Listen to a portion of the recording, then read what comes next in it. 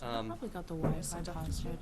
Yeah, he's coming. He'll be here in It's okay. 2 shakes of a lamb's tail, as my mom used to say. Yeah. Digging deep there. So From the wholesome. Midwest. Okay, we are going to start with the Pledge of Allegiance. See, look at that. Allegiance to the flag of the United States of America and to the republic for which it stands, one nation, under God, indivisible, with liberty and justice for all.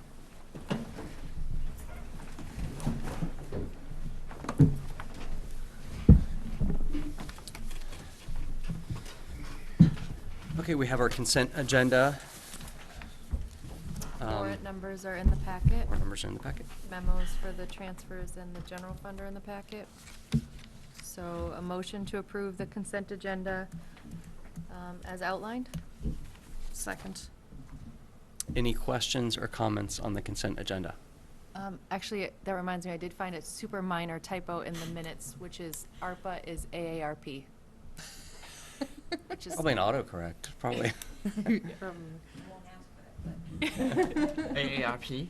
right, like, so Switched instead of it. ARPA, it was AARP. Oh, Oh, okay. gotcha. I saw that's a joke. Both important, both important. Right. Okay, I'll call for the vote. All in favor of approving the consent agenda? And that's unanimous, 6-0. And we will move on to public comment. If anyone at home has public comment, you'd need to be on Zoom. Just to let people know, our Zoom, the link for our Zoom webinars for our meetings are on at the top of our agendas every week or every other week. And we allow public comment from there. If you have public comment, raise your hand in Zoom. Or if we had somebody in the room, they could come to the microphone. But I don't think we have anybody today, it looks like. So, and we're pretty lean online. So we will move on to informational updates, and we'll start with the superintendent update. Sure. So the one piece of important clarification that I think will be helpful for families, the principals, I know we're all going to communicate this as well too, but the upcoming early release day on October 6th is for the academy only, because it's for their open house event that takes place. All of our other schools will have a full day of school. But that was something that I know it's a little confusing on our school calendar, so I think it's something we should take into consideration for next year if there's any way to clarify that a little bit more for people. But I think that's an important piece of information for everybody to have. I was able to visit both the Robinson and the Miller School this week, and it was fascinating because it was the first time that I had been able to go to Robinson when they were having all their morning meetings. And Robinson being, an open concept school, being able to go through the different areas and see all the different morning meetings that were taking place, where all of the students are coming together as a community in their class area and talking about their weekend or greeting each other, or practicing different social skills. I just thought it was fantastic. I really enjoyed. A couple of the teachers were focusing on what does it mean to fill your bucket. So if people are filling your bucket, what does that mean? And you can fill your bucket even if you're having a great day. Like, it doesn't even need to be a bad thing, which I just thought was awesome. When I was at Miller, I was pleasantly reminded at the high rate of activity that exists for the students throughout their day, because I was watching a number of different math groups, and everyone was rotating through. And I know sometimes people focus on the unstructured time and recess, and it was fascinating again to see, even in this, we're not even a full month into school yet, and the students, yes, they understand certain routines, but they have such choice in things that they're doing when they're able to go from station to station, and they're able to select different activities that they want to do in order to access things. It was just really encouraging, and it was enjoyable to watch, and a little exhausting. to observe at times. Just, again, a number of, when you see a bunch of students jump on the floor and play a game for math, and they're on the carpet, and they're like, "Oh, Dr. Chu, come here," and I'm like, I'm trying to go down like on my knees, and I'm like, I don't know if I'm going to get back up again. It was, but it's great to see. One of the things, while I was visiting the Miller School, Principal Boylan asked me to, again, remind our community that all of our schools, for their school advisory councils, they are expected to have a community rep. And she's having a hard time finding a community rep for the Miller School right now. So if there's anybody in our community who does not have a child in that school, or is not a staff member of that school, but would really like to get involved, then the school advisory council meetings for all of our schools, they're typically one meeting a month, typically an hour long, maybe an hour and a half long, depending on what they're doing. But it's actually not a really large commitment. But if there are people out there listening who would like to be involved in some way, because the primary function of the school advisory council is to develop the school improvement plan, right? But they work and they do. They meet with the principal and the administration monthly. And so I wanted to put in that plug that Miller is looking for a community rep, but at the same time, if there are people who would just be interested in doing that, we could certainly help develop a list of people who would be interested in doing that, and then we could help connect them with schools. So that was something. Are some staying virtual? Because sometimes that might align with people's schedules. Miller was virtual, I think, all of last year, so I wonder if they're staying virtual. That's a great question. I don't know But the I know, answer to I know, that. like, I think Nab and Abbott went back to in person. Yeah. Yeah, that's a good question. I know who would know. Is Melissa there? Yeah. Oh, yeah, we could ask Miss Boylan. She's trying. Okay, we're gonna bring Melissa in. What? she can remain We're just asking her. silent if she wants, and then we'll Just know ask- that she doesn't want. She doesn't want Just to ask her answer if that. She they're- doesn't have to turn her camera on. Yeah, don't. It's virtual. We just Yeah. want to ask you, a Principal message Boylan, in. if you're still doing Miller School SACs virtually, or if they're in person. Oh. They are virtual. They are virtual? Hey, that's even better. So nice to see You look different without pie on you. Yeah. You showered later, the smell is gone. Oh man. Thank you so much for popping in and answering that Thank for you. us. Thank you Sorry very for much. putting you on the spot like that. Okay, that's very helpful, though. That's good to know. Thanks, Melissa. But I do think Bye. it might be something that would help us in the future, and I would actually encourage all of the school committee members, if you have friends, neighbors, people who would be, like, we could develop a list of people who then we could connect to the schools. Like, the principals are always trying to reach out to people to find somebody, but it might be easier for us to, because they literally just have to be a resident of Westford. They don't even have to, they wouldn't have to have been to that district school. Could we create, oh, sorry. I know a resource we've used in the past and has been a very effective resource is the League of Women Voters has Yes. a weekly newsletter Yep. that they send out.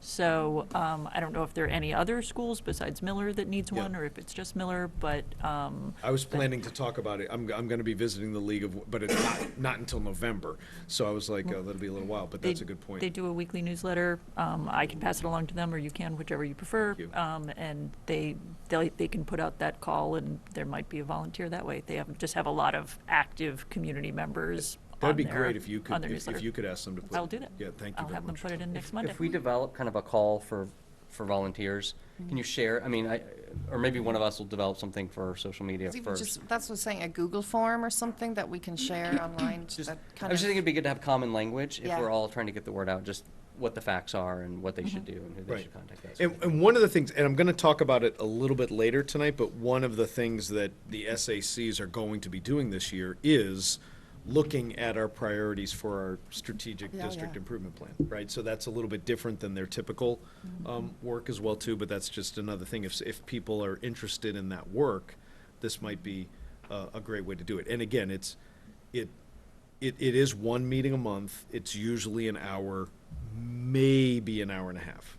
The only other information piece I think that would be helpful to a call would be, some I think have recurring slots, right? Like, I know, like. Same time. Yeah, like, some are Monday afternoons, Oh, some are Wednesday Yeah, nights. right, when they're meeting. Yeah. Yep. So that might be, I don't know how quickly a master sort Mhm. of list could be put together, but. Yeah. That's a good idea, Master.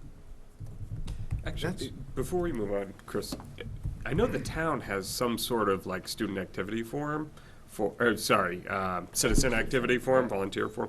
I wonder if we could get something like that for the school district page, like just have a Google form for like, Yeah. hey, if Any- you're interested in volunteering your Yeah. time, you know, what That's a district good idea. Right. where are you, and for things like this, you know, because everything's online nowadays, right? So, Right. and if the town can do it, we can just mirror that. And that could help, something because like that. I know the PTOs have a hard time finding volunteers, things like the SACs, different things like that, and if we did sort of put it all in one spot, it could help Yeah. generate at least a list of people to contact. Weren't And they then looking- if it's, like Chris said, a uniform thing that everyone's going to, we can all share it in our circles and so Yeah. on, so. Like, one of the things recently they were looking for was like a driver, 2 days a week to help with the composting. Or You know- photos, class photos Yep. at They're not WA always next big, Friday. yeah. No, that's a good point. You're right, because they're all kind of looking for, and those are good examples of different types of Yeah. volunteer Compost, things, and if it Compost, was all. yeah.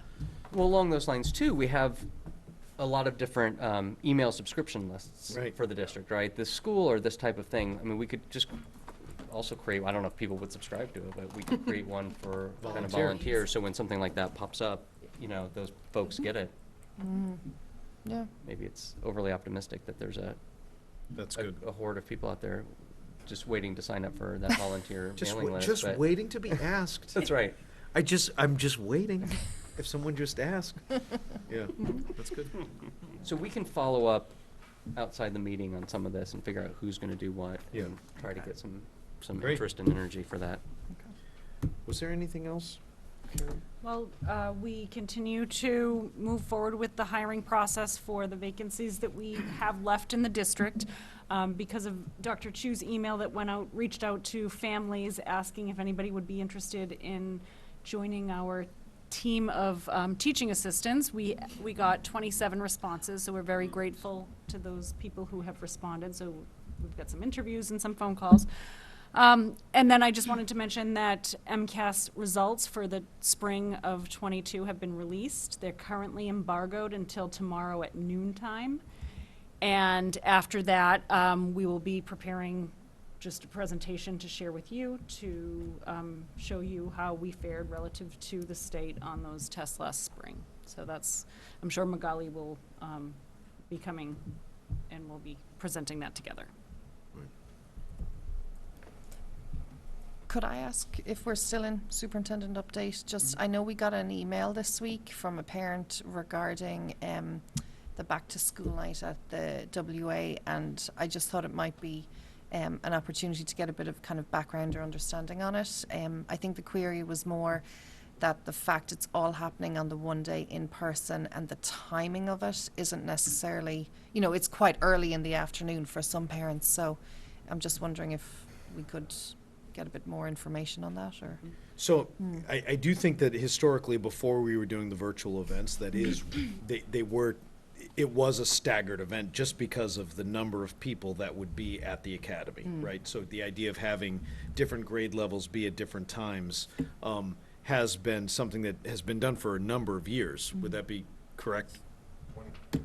Okay, for 20 years maybe. Oh, right, no, that's a long time. Yeah, I didn't start it, I just carried it forward. Yeah, It's right. a model. Right, and so I do know, yes, because we had some parents who had reached out, just concerns about not being able to make the timing of it. The times were shifted a little bit this year for all of our open house events, and that was also part of just our negotiations in terms of timeline, trying to not extend people's days, our staff members' days into the evening as well too.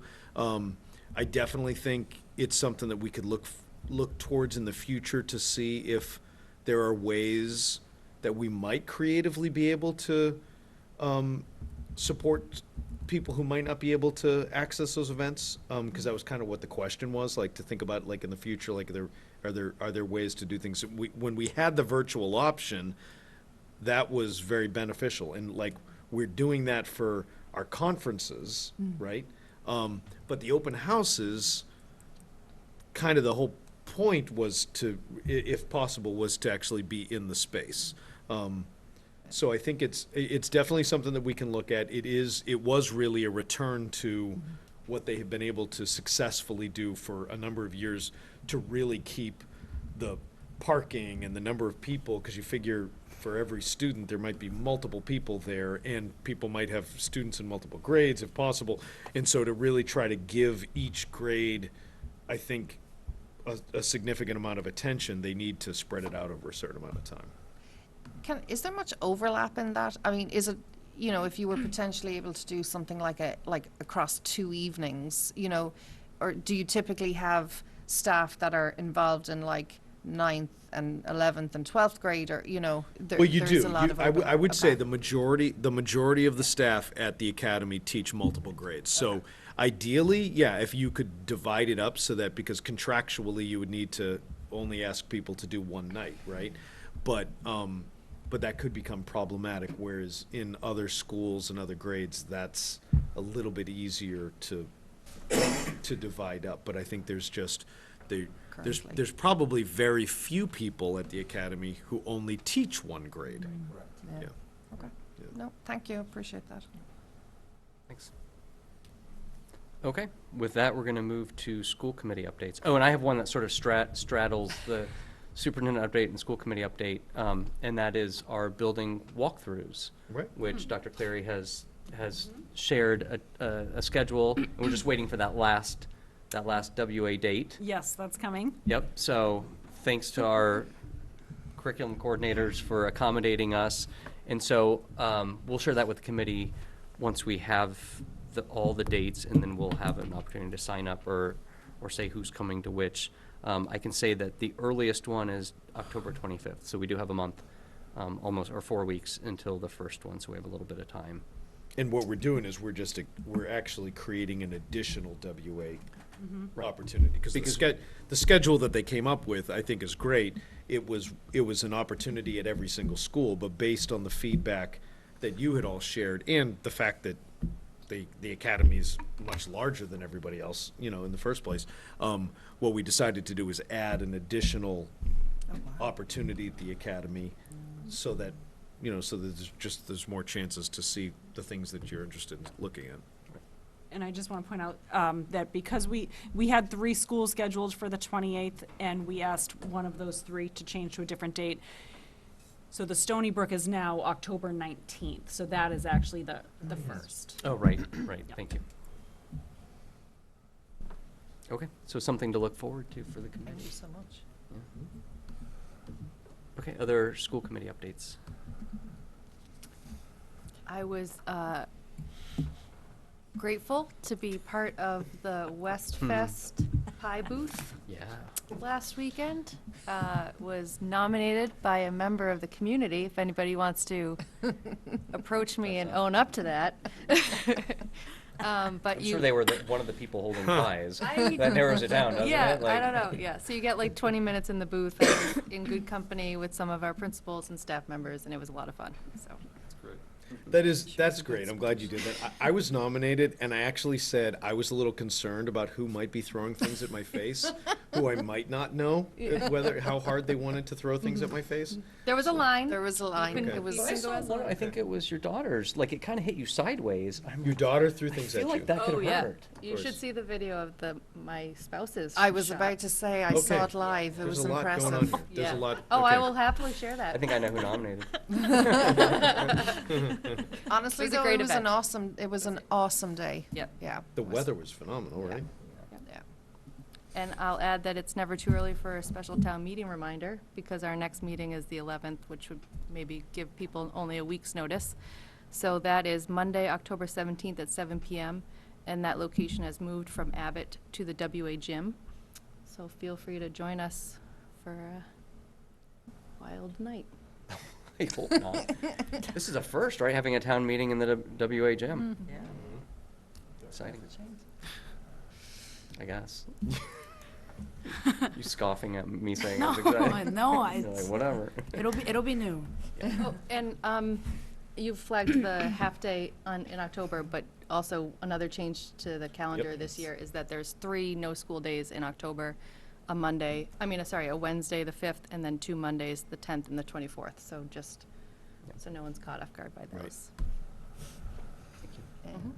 Policy committee met for the first time for this year last week, and I know we'll be talking about it more further down the agenda, but it's myself and Gloria this year holding down the fort, seeing as Alicia has deserted us.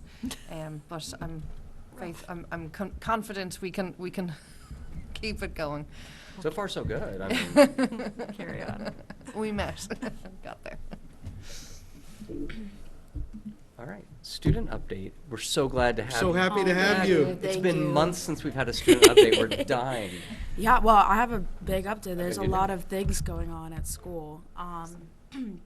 So this Friday we actually have our first homecoming in a long time, which we opened up to the entire school under a certain capacity. So we're really, really excited to have that happening this Friday. And actually, Student Council is doing something new this year. In October, I believe it's early October, or maybe late October, we are throwing this event called Trunk or Treat, which is open to the entire town.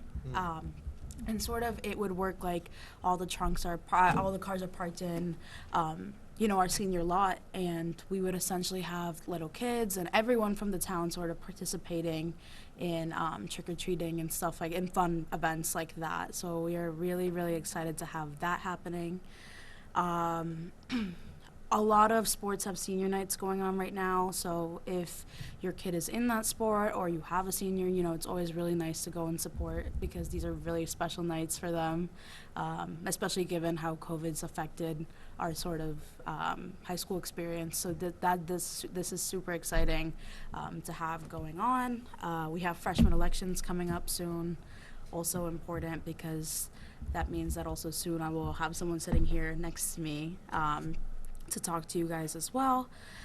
Mr. Antonelli also told me that I could share with you all that soon he is implementing a forum that's going to be happening on a more regular basis, such as the one that we had, I believe, last year, where people could come and discuss sort of their opinions on whatever topics are brought up there. And so he wanted to make that a more regular thing, and he's working on it with Dr. Michelle.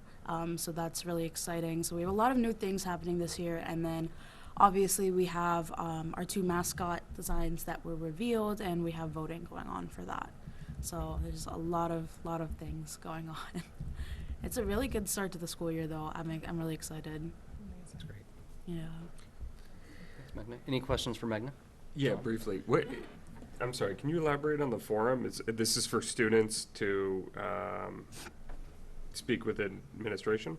I believe Mr. Antonelli could elaborate a little bit more. He just allowed me to share that. But Okay, great. if I remember correctly from the last forum, it was administration was definitely there.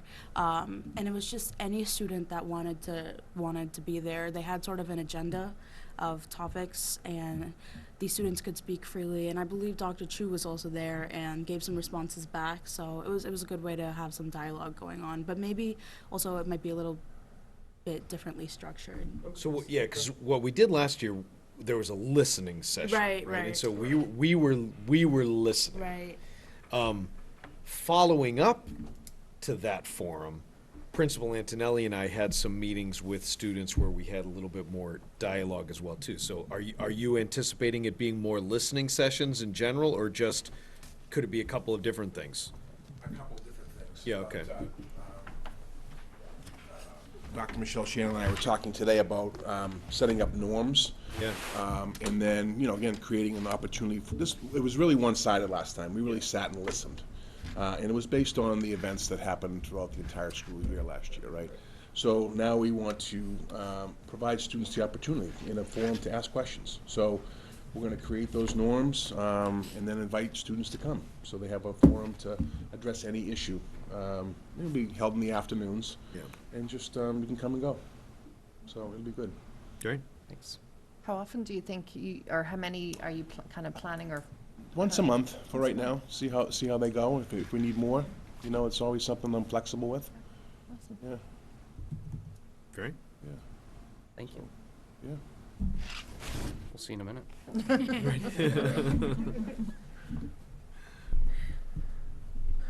Thank you for that. Yeah, that was a lot, very quickly. Welcome but back. Yes, With thank the you. bag. It's great to have you back. Thank you so much. Your senior year going well? Yeah. You it's excited? busy, Yeah, yeah, right. definitely. But I am excited. It's a whole new adventure. Yeah, definitely. We are moving on to business item number 1, which is panorama survey data, which we have been excited to see, and we have our K-12 wellness curriculum coordinator, Brian Rourke, here.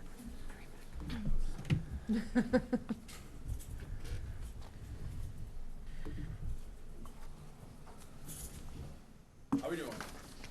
Doing okay. How are you? Great, all yeah, right. how are you?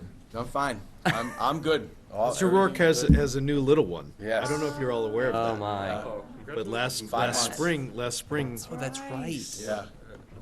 And happy to say I've been sharing this news this week. She slept through the night, Sunday, Monday, Tuesday, so let's not jinx the night. so you're here tonight, great. Yeah. That's great. Let's get you home, Yeah. so you can enjoy that. Well, you know what they say, once it happens 3 times in a row, it's, Yeah. yeah, Done. it's habit. Set in stone. She can't change. Right. Hey, good luck with that. Yeah. Hey, thank you. So Dr. Chu asked me here tonight, and you received the data from our 21-22 school year, kind of the pie in the sky, looking down, not pie in the sky, but the 10,000 feet view with certain areas. So I'm here tonight to answer any questions you might have, talk about some of the next steps, talk about some of the planning that we might be doing for this year, that Magali, Ronan, and myself have been working on, and answer any questions that I can, and if I can't answer any questions, then I'll get back to you with those answers and what they are. So, floor is, I guess, yours. Right. Actually, could I just check, Brian, before we start, to Yeah. clarify one thing? Yes. Am I correct in saying that the teacher perception data is basically the K-2 data? Correct, because the reason for that is the K through 2 students just aren't able to read and answer for themselves. Yeah. So Yep. our K through 2 teachers were able to answer for their students Yeah. last year on those 5 questions, I believe. Yeah. There's 5 questions for 5 topics. Yeah. That's what I was Yep. taking it as, but just in case. And that's the way that we No. make sure we include the K through 2 students. Yeah, perfect. Sean? So, first of all, thanks for being here, Brian. Yep. I know one that was shocking to me was, there was a few areas that we ranked in a lower percentile, right, nationally. The one that jumped out to me was sense of belonging, and that was across, I think, middle school through the high school. So I know this is just showing us the input, right? Like, Yeah. what we do with this is a whole different conversation. I'm just curious, are there any that were kind of like surprising to you, or, So here's, so I highlighted a few things, and Yeah. what I'm gonna say to you is I'm basing off what I have learned from Panorama. Panorama says certainly focus on areas in which you can celebrate, right? Areas which we can celebrate. One thing that came across to me, and I not remember the specific levels, but if I was to give one area of celebration, I think it would be the supportive relationships that our students feel from their families, from the people within the district, and the teachers within the building. I think that was a highlight, at least that I was able to pick up and see. And then, on the flip side of it, they suggest that as a group of individuals, not made in a silo or a vacuum, that we look at areas in which we could have, they call our greatest opportunities, right? Those would be the lower categories of the percent favorable. So for a couple that popped out to me was the engagement component, right?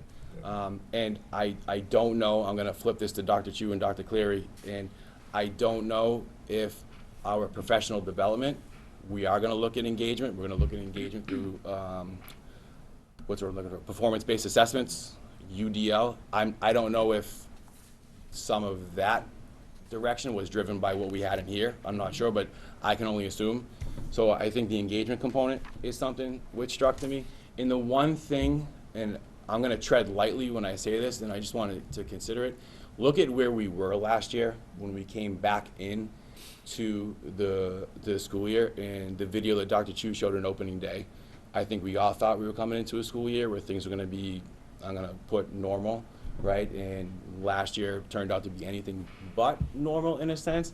So the sense of belonging component, could that be a factor of what transpired over the last 2 years? Sure, 100%, maybe, but I would also ask each of you to think about and have the conversations. Why do we think that's happened? Magna, why do you, and I'm not asking you now, but like, why do you think that, why do we think that's happened, right? The important thing is that we don't want to move too quickly up what is referred to as the ladder of inference, because what that does is that puts our own personal biases into play. So what we want to try to do is, through the conversations and through as we continue to look at these, really try to listen to every side of things and try to come to a general consensus. So this information, I believe, is super important because it gives us direction as a district with our strategic plan. It gives us direction as a individual school with building our school improvement plans through is it the SACs? Is that what we just talked about? So I think it's certainly important we look at the areas to celebrate, look at the greatest opportunities. But for me to give my own personal opinion on that, I think wouldn't be the right thing to do, because I think we have to include all of our stakeholders to have those conversations, not just as a district, but at the specific buildings. If I go back though, those areas that I kind of highlighted, and I think from looking at yours, you're in agreement, like those are the areas that just kind of popped out to me. I think there's some great things in there that we have to look at and be like, great, we're doing a wonderful job in this, but obviously it's continuous improvement, right? To look at those things. I don't know if that answers your question. It's difficult for me to say that in my own vacuum and silo. Yeah. No, it's helpful. I think one of the things that's helpful as we dive into the data too, and as you're able to look at it, is that Panorama determines what a favorable Yes. percentage is, right? And so like, when we look at it, most of the questions are on a 5-point Likert scale, right? So a lot of people answer 3. Because they just don't know, right? Right. So like, and sometimes that is just, do people really respect me, or do they just kind of respect me? Like, I don't know, because it's some semantics that might involve with it. So it's great to see what they've put together, and I respect what they've put together. But then when I'm able to look at it and actually look at the numbers to see, wait a second, how many people actually said nobody respects me? And then I can say, okay, well, that number is 0, so that's good. So then I look at the other numbers and I can say, I can start to peel back to see, what does that mean? Because they create these overall favorable Correct. things, and it's usually the 4s and 5s. They don't bring the 3s in. In some Sometimes instances they do. Sometimes they Yes. do, right? But that's the nice piece, is that we can look at each one instead of just looking at the overall favorability, because I think that would be somewhat difficult for us to respond to. And to go further, we can look and really drill down into like groups that may have answered one That's question one way or another, and really try to have some specific That's right. targeted resources to be able to support the group of students who may have said that. Right. I see your hands. I was just going to follow up real quick on that particular piece. I do think, I mean, I would also say, though, I think that's where the percentile comparisons are helpful, though, too, Right. because then then you're normalizing it across, I mean, hundreds of Yeah. Right. districts, correct? Yeah. I mean, Yep. at least. Yep. And so whatever the perceived arbitrariness of sometimes being here or there, you know, I think that the percentiles tell me a lot. But I also think the value, first of all, we can just say, like, being able to see this data just feels so great. And I think as we repeat these, looking at our own trends will be really like really telling, right? That's, Yeah. I think we'll learn a lot from that. And the other piece of that too is not just nationally, but we have the ability to shrink it down to rural, suburban, so we can also look at it that way, middle, high school, and so Can you on. look at it even within the state? Region, like northeast? Not that I'm aware of. It's something I can certainly reach out to It tomorrow would be and ask, interesting, yeah. and see if that's a possibility. Yep. I'm glad you brought that up, Dr. Chu, because that was what jumped out at me really quickly was, something could swing from a 29% favorable to like a 67% favorable, just depending on where they put that middle bucket. Right. And that's kind of, I don't know if it's a question that you can answer, but that was kind of my observation. Do you sort of, do they show you their work sort of, or what makes them choose one way or the other? Like why that third bucket sometimes is orange and sometimes is green? I think from what I understand, it's based on the question and Okay. it's based on how the question is written, and it's based on the responses that they provide for the Okay. students.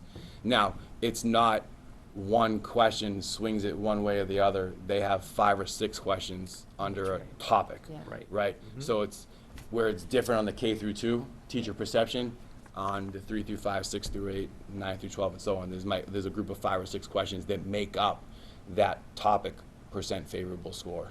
Right, I'm talking at the question level. Yeah. Yeah. Yep. So like if it says, how often do teachers encourage you to learn about people from different races, ethnicities, and cultures? It's 29% favorable, which was like, ooh, made me want to look closer at it. But Yeah. if you add up the first 3, then it's 69%. Percent favorable. So it just depends on that middle bucket. Yeah. And then if you go like 2 questions later, at your school, how often are you encouraged to think more deeply about race-related topics? They use the first 3 buckets as green, and now we're 66% 66, yeah. favorable. So it really just depends on that middle bell curve. Yeah. I wonder, do they weight the questions differently or something that, that for some questions, because according to Brian, these are real experts in designing. I mean, there's an art to designing surveys, so I'm just curious if they weight some of these questions differently. Well, I gather that sometimes being in plays, it's a little bit about the nature of the question. Yeah. And what I get from it is a perceived expectation of whether sometimes is adequate. And some of them saying sometimes is like, oh, that's actually pretty good for a district, for students to be able to say, sometimes you do this. Okay. That's pretty, that's sort of advanced, versus other things maybe that you should be having more students being able to say. That makes sense. Almost always or frequent. That's sort of what I glean from it, but Sure. So if- like the bar is almost higher. the bar. Yeah. For the teachers to encourage you to learn about this, so you should be at this That's- frequently and that's what I almost always. assume. Yeah. But Just- if you look at I'm looking at with one of the reports here for our 9 through 12 students, right, on cultural awareness and Yeah, action. that's right. That's And- exactly, yeah. Right, and so how often do teachers encourage you to learn about people from different races, ethnicities, or cultures? Sometimes is 39%. 507 students said that. Once in a while. So like, do the students really know the difference between sometimes and once in a while? Right? Like, I mean, that's one thing to think about. Kind of hope so. I would, high school. sometimes and once in a while, when frequently and almost always are also in that category, and then almost never is also in there, but then in the next question, that's to Valerie's Right, point, right. the next question Yeah. sometimes is in the favorable category. Right, that's what I mean. Where Yeah. it's how often do you think about someone of a different race? That's favorable, but yet how often do your teachers, now granted, that's good because it's, they're looking at the school and so is the school doing it, but they do the same thing on the next thing. How confident are you that students at your school can have an honest conversation? Well, somewhat confident shows up in the non-favorable Right. part, Yeah.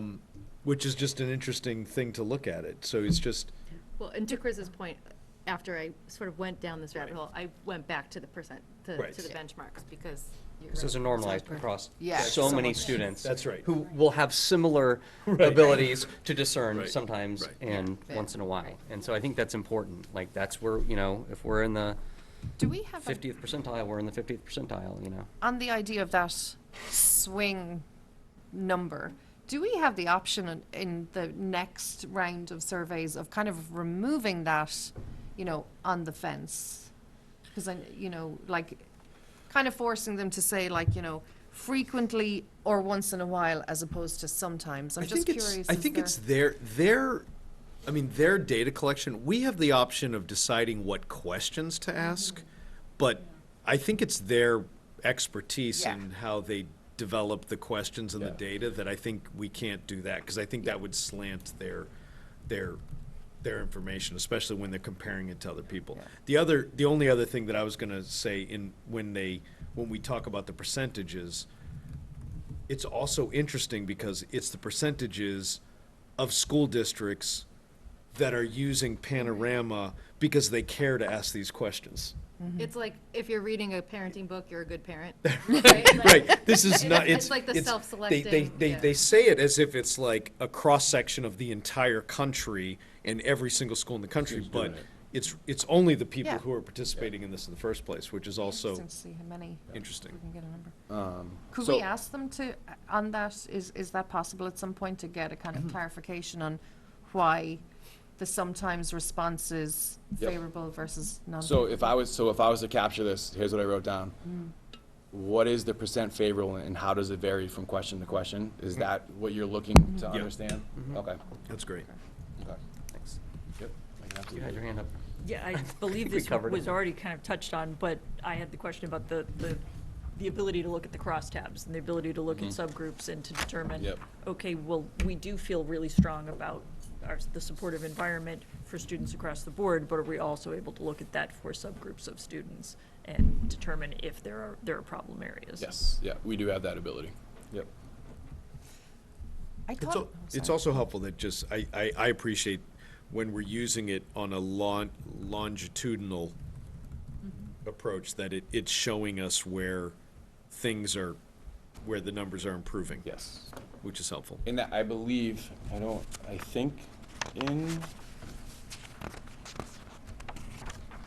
if let me look. Did you have any longitudinal information in yours? Well, it shows us sometimes where Okay. the change since the Yes. last survey. So Yep. where it does show elevations or changes, okay, Yep. so you do have that. Yep. So what that means is that it's topics that we have done previously in previous. Not rounds of everything's been surveys. done twice. Yes, exactly, 100%. Yep. It's helpful. can I ask, one of the things I noticed was that they were saying like, for some of the percentiles or questions, up or down since last survey. So we did some of these surveys the previous school year. Yes, so we did some of the anything that you see as far as going up or down one way or the other, it means we did a topic either the previous school year or the prior school year in Okay. because we have been partnering with them since 2021. Okay. It would, and are the questions like exactly the same, or are they kind of saying the topic? You know, so do the So, questions change as opposed to the topic? The only time the questions change is if they change the questions. Okay. So any question which has been in there with these topics from previous has been carried forward unless they change them. There was a topic of questions that I went back to them like, I don't like how you framed this one because you're only accounting for, if the students are sitting in one class, the students are only thinking about that class. So I went back to them, I worked with them to edit the questions and say classes, so they're not just thinking about that one moment in time that they're in, so they're thinking about their experiences across the building. And that was something I think I did at the 6 through 8 level, and Jim, I think we talked about that last year.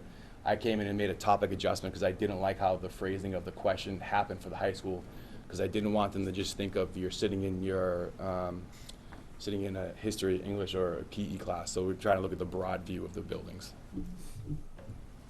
So I was just, I just have a couple thoughts, I guess, of questions. Yeah. So my first question was, did the guidance counselors meet with the students did the guidance counselors meet with the students based on some of the results of this? They very well could have.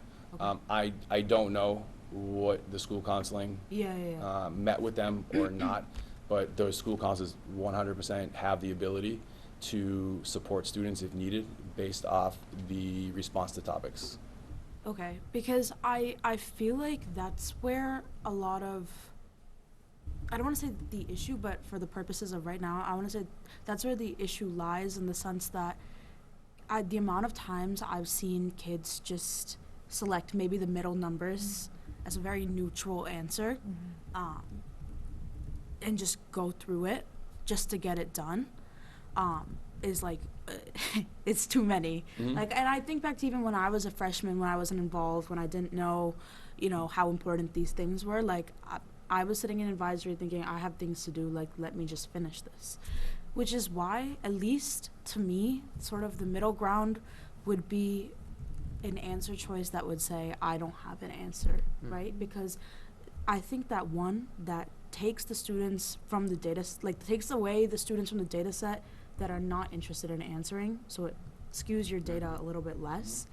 And then I also feel like students can answer a little more truthfully, like genuinely when we talk about if they're not sure whether it's like a 3, 4, or 5, if they're sitting there and struggling, instead of just choosing a number, which can very well skew our results, if they just were to select, I don't have an answer, you would get a more like distinct group of data that like is very. Not sure. If they had I'm not sure. Yeah. Yeah. Is this forces students to make a decision, a haste decision, maybe they don't have the answer for, and then it's just going to be skewed. The amount of people I've seen that just click, click, click. Yeah, But, it's a good but I question. think the way you started your question got me thinking, I think what I'm hearing a little bit is that those students might be using, sometimes, somewhat, or whatever, as that, I'm not really sure. Yeah. And maybe that's okay, because Okay. they might have some ambivalence where I thought you were going. Yeah. Because you asked, are students being talked to? It, and that takes us to the point of what do we do with the data? Well- And there's things we can do at the aggregate as a district. Right. But to me, I'm looking, when 50 students or whatever say, I don't feel, seen or whatever, like that's 50 actual Right. students in our school. Yeah. Can we reach out to them? So, and we do look at that, right? This isn't the same screening tool that we use for other things, right? Because we have other other surveys that we do emotional, that are specifically screening tools. Grade 9 health. Right, that might actually flag specific students where they're like very specific concerns that the counselors might be meeting with them about. But the counselors and the administrators had the access to this data. Yep. And so they were able to look at it, and I think that's a good example, because sometimes you might see something and I might see the results, and I might see a student or a couple of students who said, I don't connect with anybody, and the counselor might know, oh, I know why they said that. Right. Because I'm actually Right. working with them on this thing right here, right? So it's like it doesn't end up in an additional conversation. But sometimes it does give you new information, because you'll be like, wow, I didn't realize that person felt that way, and so there might have been some, but there's not a direct correlation to this as there is with Esper. Esper. Yeah. And I go back to, and I mentioned grade 9 health, because Yeah. we had done, historically, we have done the emotional well-being Right. survey to be able to identify students who might need some support as well. The reason I had asked about the guidance counselor thing is, one, a lot of students are very much under the impression, like this is, again, what heavily skews the data, is that the amount of students I know that like do not want to be seen or do not, it's now this like fight between, do you help the group of students that have truthfully answered, or is it completely anonymous and you get the actual number? And there's not one there's not one that's like very clearly better than the other, but I will say I do know the fact that like there is this idea that if you be very truthful, you're gonna be called down, and that's an uncomfortable conversation that students don't want to have. Are you saying It's not on the screening tool, that's students are intentionally aware not to Yeah. put certain answers? Oh, 100%. But yes. maybe less so on this because this hasn't been used so far as a screening tool? Well, I think that it's not clear. Like, students just view these surveys as, like, the same. They're all in the same category. They're asking about your emotional well-being. Okay. So they make that same conclusion for every survey. And it is a little bit different as we've been using it too, right? Because when we first started using Panorama, we were really trying to get a sense as we're dealing with the pandemic. Mentoring back in. And are you engaged with RLA, right? Like, are you, like, how is this whole shift in your entire education going right now. And so I think that's a great point, right? Like, I feel like as we move forward, it might become a little bit more consistent as to the types of things we're asking, and then it will be, you know, how we communicate that to students. Right. So that we know that, I mean, you bring up a good point, because we never want students to be afraid that they're gonna be pulled out of class. But the reality is, Yeah. we need to know how kids are doing. And so we have to figure out what does that look like.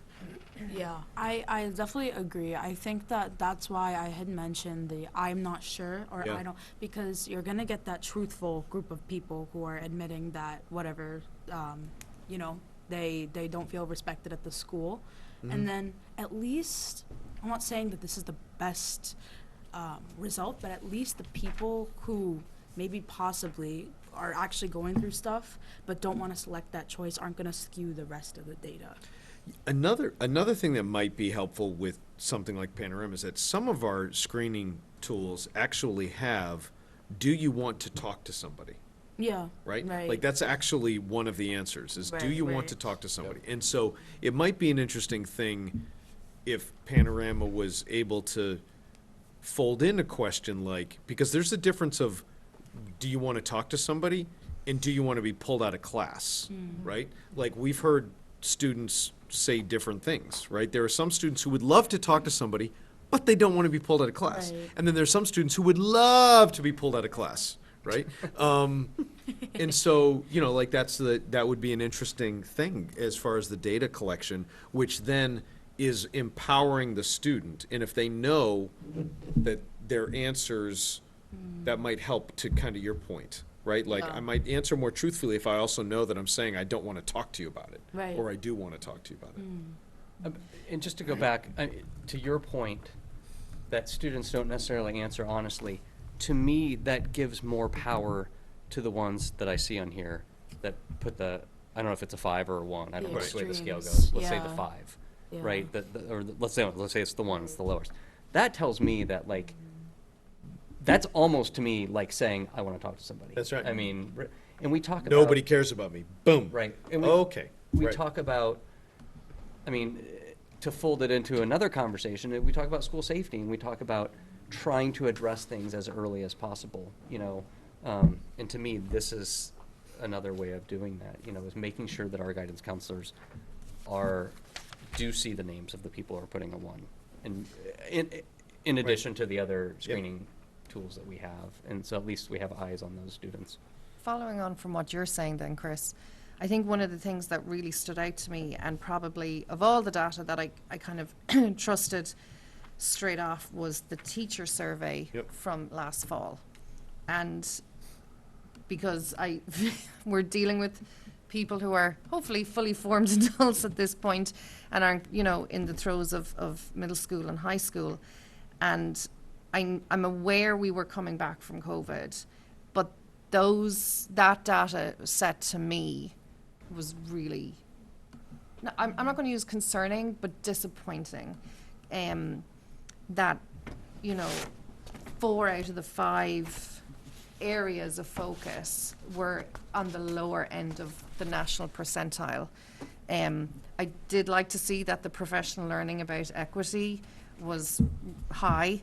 And so I'm just kind of curious, with that information in mind last September or October, you know, have you since done another survey? Did you dive into this a bit more? Because, I mean, the staff are everything. Right. We haven't done another survey on it yet, but when I'm looking at that data, one of the things that's telling me too, though, is the way in which nationally we shifted, and the teachers went and the nurses went from being heroes to villains.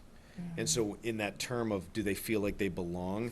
Some of the questions are very specific, like, do you feel like you belong in your school? Do you feel like you belong? But I feel like people were carrying this huge burden on their shoulders in a different way. I agree with you that it's like, if the staff does not feel like they belong and that they are being supported and that they are valued, then how can they really turn around and create that same environment for students? So that's something that I've always felt, you know, strong about. And that's the other piece of this is to look and say why, like even on our opening day where we kind of reminded the staff, there are students who can go through an entire day and no one will actually say their name. That's horrifying, right? And so the adults need to remember that for their colleagues as well too, right? Like that they could go through a day and somebody might not actually greet them. Like that's Yeah. like that's not the environment that we want to be in. And so so that's the long answer to your question, Yeah. which is we haven't done another survey. Yeah. We have looked at that because that was the other thing that the principals looked at when we first started doing this a couple of years ago. I remember as a building principal, when I saw that there were a couple of people in the building that I was working in that were answering that, you know, nobody cared if they would be coming to work or not, I was shocked. And so it then informed me and it told me I need to make some adjustments. I need to make sure that I need to do certain things to make sure that people are feeling supported. And that's just, it takes a little time. Is there plans to do the survey again? So we ran this one on October 12th of the PED day last year. Yeah. Off the heels of our May 4th professional development the year before. We ran the same exact Yeah. content. I would like to be able to run this, and we'll certainly talk with Magali and Dr. Chu and Dr. Claire as to when the best time to do this is. The last couple times we did it during a full day professional development. So I know we have the November one coming up. I think that's a quick turnaround from where we are, but is it May?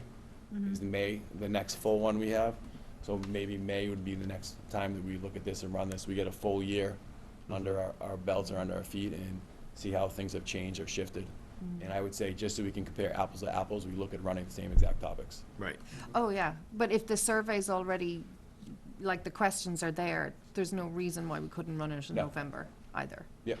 Because It's just, it would still It's be a 12 timing, months it's a out. timing It's a piece. timing thing. It's a timing piece. We want to give people time during the actual, so it depends on what we have scheduled. Okay. How long does it typically take to do one of these? Typically takes anywhere from 13 to 15 minutes, depending on the number of questions, but the other piece of it is that there is a 10 to 14 day turnaround for Panorama to build everything, to complete the surveys and put everything together from the information which we gather as a district to make sure that the buildings have their own specific information, and then to send that to them and upload the rosters and With everything. our updated staff and everything. Yep. Yeah. Okay. Yeah. And So- just to be clear, that it's not saying that we're waiting to act or implement, because if, you know, a May distribution of this survey versus a November.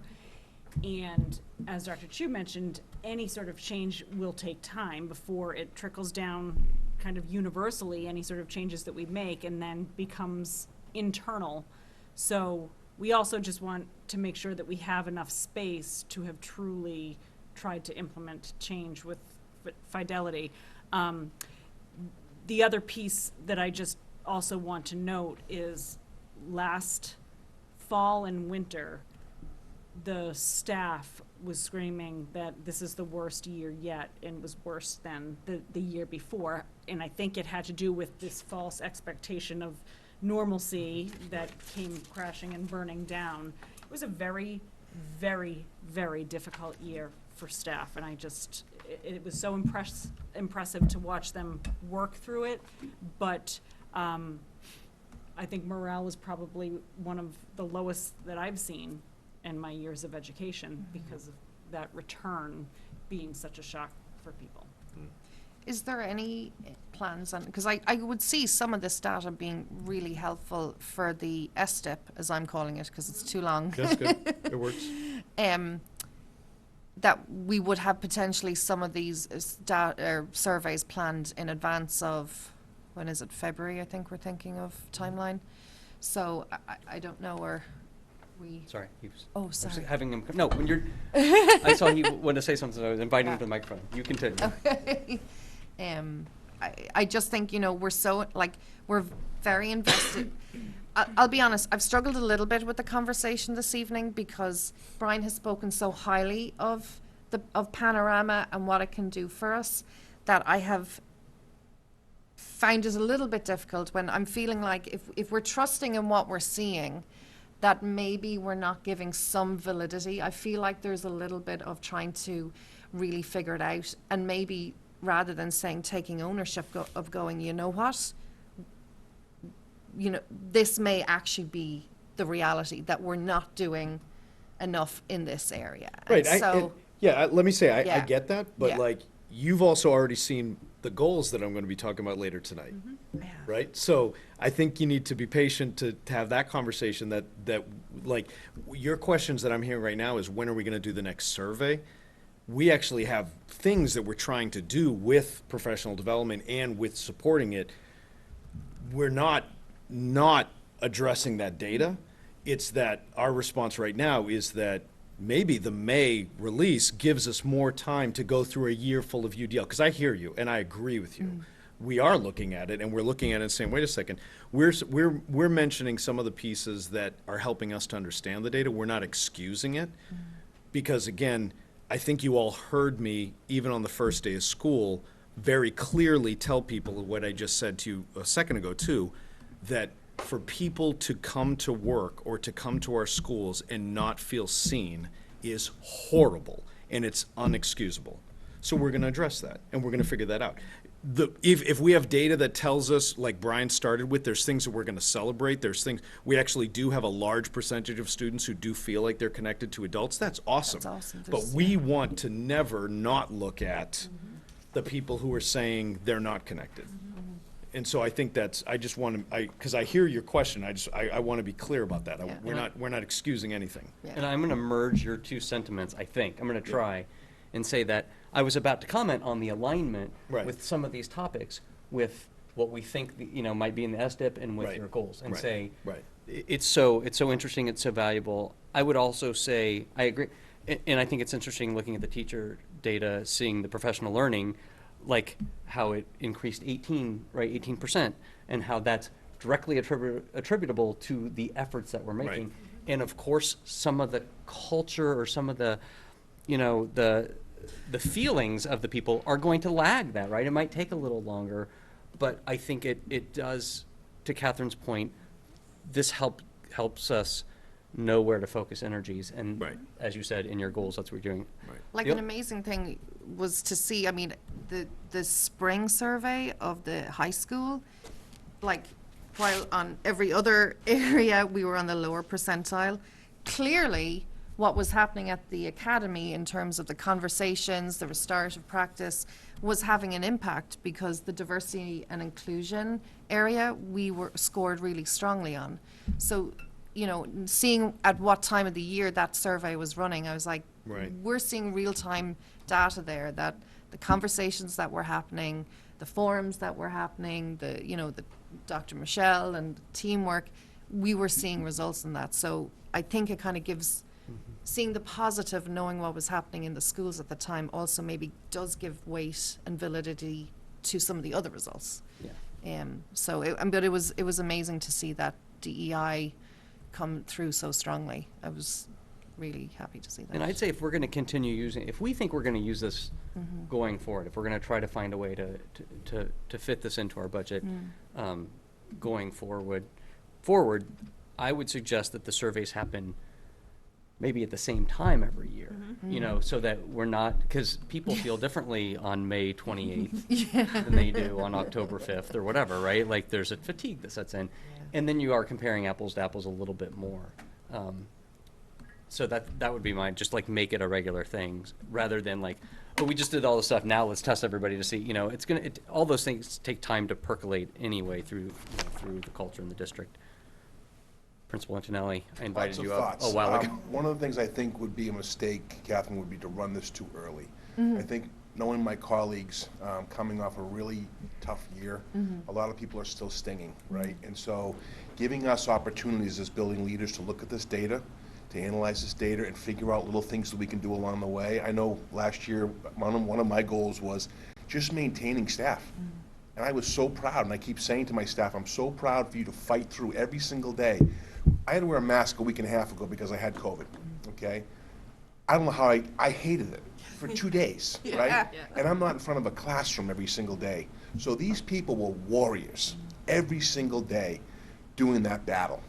And so I'd like to be able to work with the colleagues, look at the data, and figure out some things that I can do this year to make people feel like they want to belong. Even though that was one of my goals last year, it was just so many other distractions. And we had more distractions at WA, right? So it just weighed on everybody. Are we this? Are we looked at by like that, right? So I think giving us a year to kind of look at some of those highs and lows, and then figure out how to do some little perks here and there to make people feel like they belong, that they're noticed, that they're recognized, you're going to see some different results. We're going to run the same survey for the students in the same time frame, you know, because I want to see that longitudinal, you know, data over, and I want to see that for like 2 or 3 years. That's what I'd like to see. That's what I want to see, right? With the same questions. I don't want to change the questions at this point. Maybe some of the semantics of how they answer them I don't like, but I'm really cautious and concerned about changing the questions at this point because I want to see if we make any improvements, right? Does that make sense? Are there any questions you'd like to add? Or was there anything you felt maybe that was missing, either of you, in terms of topics? Brian and I have spoken about that, and maybe we want to tease out a couple more questions, right? To add in, but again, it's going to take a year to get some additional data on those answers, right? And any teasing out of questions that we do, I want to make sure that I run it by Panorama, because they always caution you with changing any of the questions, or if there's 7 questions underneath one topic, they're cautioning you with getting rid of 2 or 3 of them because they need a certain amount of questions there to be able to give us that accurate % favorable score. Yeah. Yeah. One of the things I did wonder, and it's just, you know, to maybe in your conversations going forward is, you know, and particularly in the middle school and high school, one of the things that I felt, the themes that have come through, especially last year in a number of the guidance counselors, the teachers, the nurses, was specifically talking about anxiety in the school. And I was kind of wondering, is that maybe something, an area we could explore a bit more specifically about, you know, how our schools, can we help in this anxiety? Is there particular places they're feeling pressure within the schools? So I just think it's more just, that was my last kind of thought, is that maybe, you know, it gave us a really good sense of, you know, what's happening in the classroom, you know, a sense of belonging, you know, inclusion. But I also kind of thought, could this maybe help us a little bit more in terms of students' mental health and where we are there as well, so. So to answer your question on that, going back to the presentation in January, the long term, and we have, so for this year, we have been able to, I'm meeting this week with Brenda, who is our MIS individual. We're gonna work now to merge Power School and Panorama together, right? So that will certainly help us and certainly be able to further support the students. The long-term plan is that the multi-tiered support system, I think it's called Panorama Success, where they can mesh attendance, discipline records, they can mesh a bunch of other things, which allows us to be able to hopefully identify students who are at risk through all these algorithms and everything, so that we can then further support students, and then it will mesh our iReady dream box. I'm reaching down into my elementary. I'm not down, excuse me, dyslexia, but I'm reaching into that. It will mesh all of that together and be able to further help support our students, but that's a long-term type thing. No, the potential is The potential's amazing. there. I remember you speaking about that. Yep. Yeah. So I want to wrap up. Are there any final thoughts or questions besides the ones I'm going to give? Can I, before you? Please. Okay. Yeah. So a couple of things I just want to make you all aware of. I have been working with Panorama and working with Dr. Cleary, Dr. Chu, and Magali. We are coming up on October, where teachers will begin to diving into their educator evaluation plans.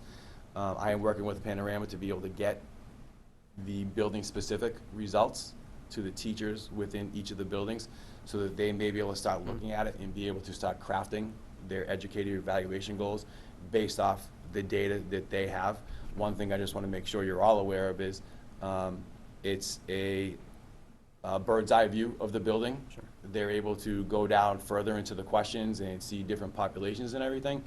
There's just no identifiable with students. So that is there. So that's one thing that I reached out to after getting an email from a teacher saying, are we gonna be able to do this? I would love to work with Mike. So That's the next thing we're gonna do. I'm hoping to get that done by Friday. I've had it in my the last 2 to 3 weeks queue, and I'm just trying to work with Panorama to fine tune everything, so it's ready. So that's one thing, so I just wanted to make you all aware of that.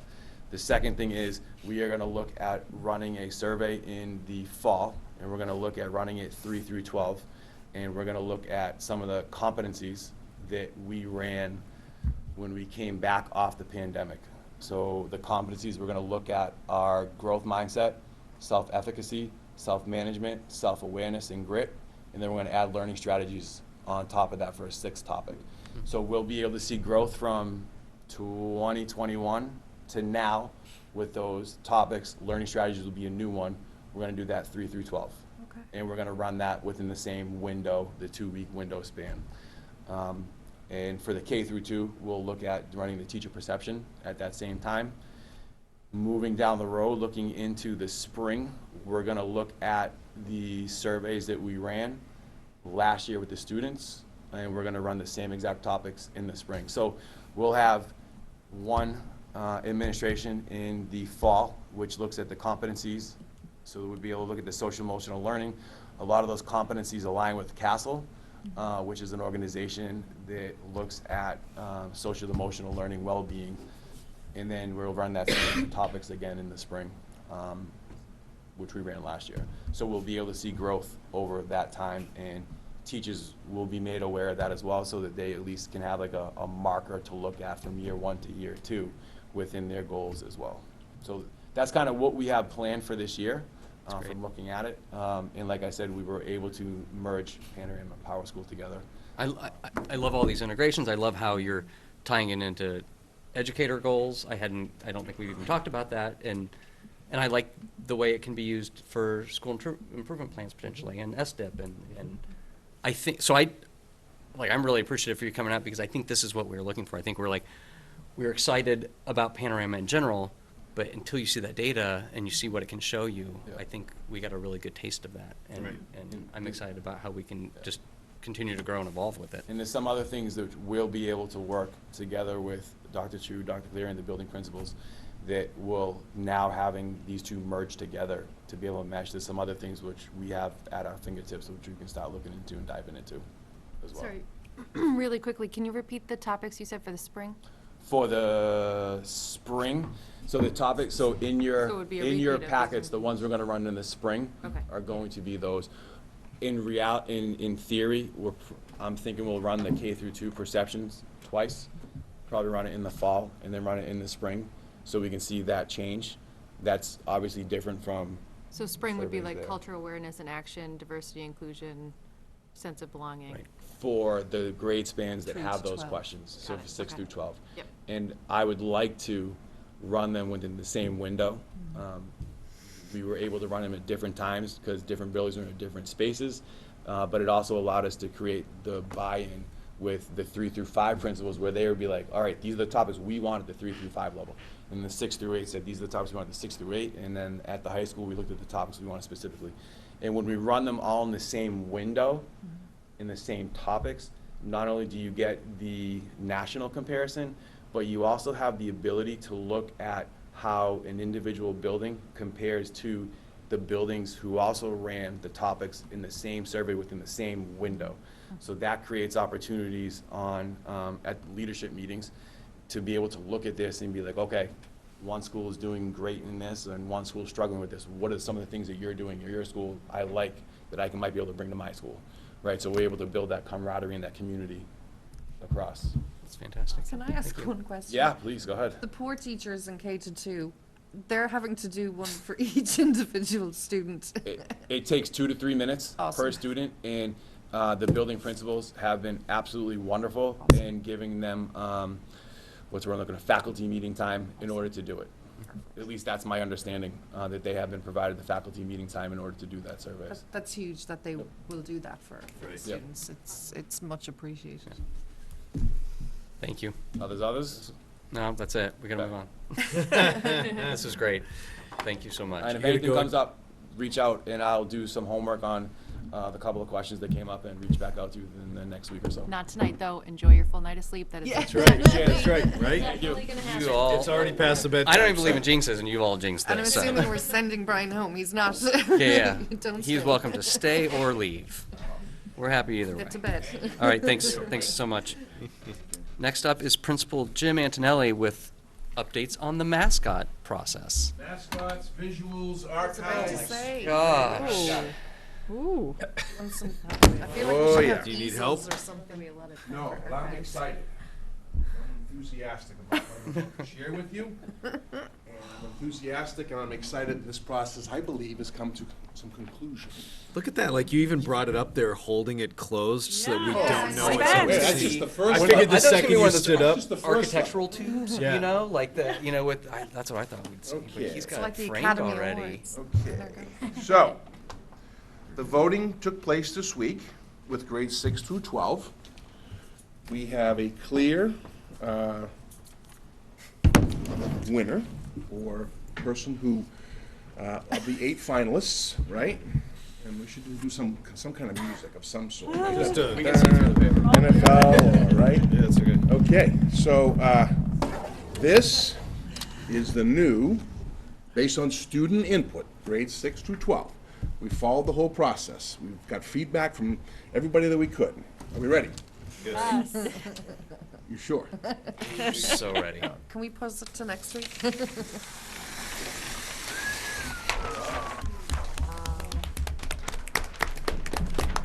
That is our new Westford Academy Ghost.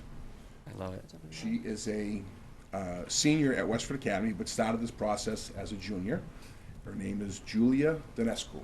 The artist, not the ghost. No, Making sure we're good. we haven't named the ghost. Okay. Just Ghost.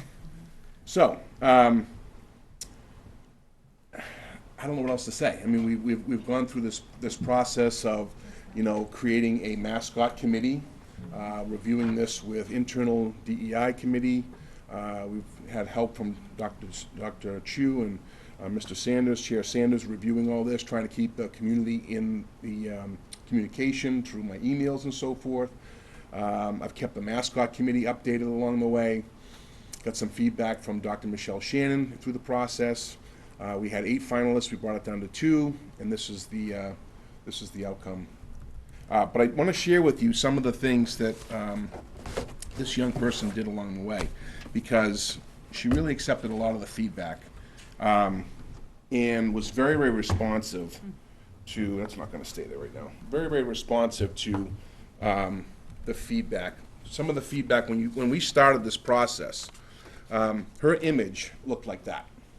Oh yeah. Okay.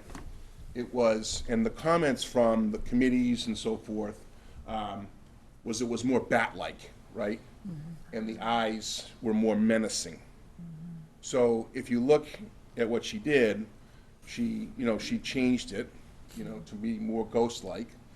And then in the last 24 to 48 hours, actually, well, last 48 hours, some late comments came in that I shared with her, and I said some of the images that still keep coming up is the peak here, right? Mm-hmm. So I said, how about we round that off? Mm-hmm. And she said, I think that's a great idea. I've also received that feedback. Mm-hmm. So that was the final change. Mm-hmm. And we didn't go back for a vote for it because it wasn't. Yeah. We didn't really need to do that. And so that's where I think you can see it became more ghost-like. Eyes less menacing, the rounded head, pulled it away from the hood image, right, and made it more ghostly. So I just want to add in there, because I think you did a nice job explaining all that too, but just for all of your benefits, so when we first saw the 8 finalists, Mr. Antonelli met with all of those artists and gave them, all of them, very specific feedback based on things that we'd said, based on things that other people had said. So all of the artists had the opportunity to make adjustments to their images. And some of them did, some of them didn't make as many adjustments as others. And then he brought that back to the committee that had come up with the 8 finalists. And then it kind of, and then it had sort of, been, we decided to narrow down the field from there, based on some of the students' ability to make changes, and some of them didn't make necessarily changes that made it, I think, effective enough. So I agree. I think Julia's done a nice job addressing those things, but you were really impressed with a lot of the changes that the other artists made. Yeah. Just some of them didn't make even the suggestions that were made. It wasn't significantly different enough from other images. Yeah. Right. And so we actually had two graphic designers That's on the right. committee. And we set up one night where each finalist came in and spent 10 minutes with that. He was a graduate of Westford CAT, That's Nick right. Stanglowitz. He was great, and just went through and shared all those things. Then I gave students the opportunity. They really had, the 8 finalists had, semi-finalists had all summer to work on this, and I just kept emailing them, send me an image when you're getting close, provide them a little bit of feedback, and so, you know, each person had the same opportunity to make the changes that they wanted to. So what I want to show you is a graphic that may just help to share with you how this can be used. We did this today. Love the WA on it. So that would be, you know, having the ghost, the WA on it, we can remove that. You know, we wanted to keep it away from being full gray, because then it goes back to gray ghost, so we've kept the whitish, you know, ghost coloring. Jeff Bunyan's done a terrific job with the way he uses Westford Academy WA and how we really use our logos and the block lettering and stuff. And it's really, even today, I was looking at the soccer game I was at earlier, the corner post, you know, using the Westford Academy seal, using the WA a specific way. So we're branding things very, very much the same way all the time. The next step is to get to our vendors to make sure that they know this is the ghost. You know, you're not putting demon eyes on this. I mean, this, if you want to sell something to us, this is the ghost that you're going to be using. And who helped you with the posters? Yeah. The posters, actually, I'm going to give a plug to the couple of folks. Westford Academy trustees purchased us a poster maker years ago. Yeah. You walk around Westford Academy, you see the pictures. We're always taking pictures of right. students, Yeah. so we post them. This was Melissa McDonald today, because Hillary was out on a medical, but she usually updates these and prints them for me on a daily basis. So I great. had somebody come from the bullpen today to help me out. That's awesome. The 11th hour. Yeah. So that's Really, think of all the people that have pitched in on this and all the work you've done. And I mean, just talking about the process with the committee and having graphic designers on the committee Yeah. and the students, like just like a thank you to all the students who put in so much effort and came up with, like, really, if people remember, 8 very different designs to start with, to get down to this final one. It's really impressive. And then finally, what I'll show you is, we just want you to understand how serious we're taking all these things and making sure that we're having an impact on what people see in the building, right? So if you remember, you walk into the gymnasium, all of these were hanging up with Oh, wow. Oh, yeah, the ghost yeah. down below, Oh, yeah. okay? Oh, wow. That's now gone. Every one of these will be hung up next week. Oh, with the seal. The seal. Oh. I like the seal. Okay? So we just felt like that would be a better way when you come in there. It looks very, very classy, and so Jeff worked on that, got it out to a company, and we had all those done, so all the banners will have the seal on them. Does the seal just go over? It's actually, that was taken off. That's wow. amazing. So we don't have to get new ones. We have it's to do just- it. That's good. Nope, it fit perfectly. I assume Love it it. still Cost was. savings. Thank you. It still wasn't free. Creative. And then, done my final free. show and tell, Savings. final show and tell is just, I'm just creating a history, an archive of all the information. The Westford Academy trustees also purchased a fireproof safe for all of their documents many, many years ago. So when we started researching this whole process, right, and the information, I mean, I spoke to the person that wrote the article about the change. I personally quite couldn't remember, you know, I don't remember Jim. I mean, it was Ginny Lou Belanger. I can remember her name. We had great conversations, but I wrote the article, Jim, but I don't remember how it happened, you know, so I have all the information from what we started with, the process will go in there, and then there's all the images that are around the school. So that was in the gymnasium, so there'll be a history of all the places that the images are there, and then executive summary about the process. Wow. Thank you. That's great. That's great, Jim. What that also really teaches is, like, change is inevitable. Like, Right. that's just the nature of life. And, you know, it's amazing to show history, but progress and moving forward as well, so. So you may have heard some chatter over the last couple of days. It's gonna happen. Change is difficult, you know. I am a gray ghost, right? I'm a 1986 graduate of Westford Academy, but it's something that I feel strongly about, and I think we made a really good change, incorporating students in the process, not only as artists, but also voting. And I think that says a lot about us as a community. And it wasn't always an easy process. No. And a lot of people, like I said already, but a lot of people worked really hard in this past year to make this happen. And so I think well, I think it's time to celebrate. So have you thought about that? How does this get rolled out and how does this get celebrated? Well, we're gonna make up two more signs for each school. And I wanna say thank you and to our grades 6 through 12, you know, so this will be at the entrance at WA, but it'll also be at the entrance of the 2 middle schools. So I'll have those signs sent up over, congratulatory notes, you know, and then we also have the Spirit Week coming up. So, you know, I'll do an announcement within the next week or so about, you know, the image that was selected, and I'd love to bring Julia here because she, when I shared with her yesterday, I think that the smile was from here to here, never mind from here to here. She was just so proud of being involved in it, so. We'll have her come, we'll come and have her Yeah. come and we'll recognize her at our future meetings. Sean? I think that's something that's so cool about this, right? Because like, and this is a kudos to you, Jim, and to the students and to everyone who took part of this, the committee who was reviewing all these, is that you guys just weren't tasked with making something that was culturally sensitive, right? You were tasked with making something that the students and the residents and the citizens of this town could be proud of. And in my eyes, you guys had that. Like, it's a stunning, a wonderful image, and really something that I think that we can all get behind. Thank you. That's cool, and that's not an easy task. Yep. So. Thank you, I appreciate that feedback very much.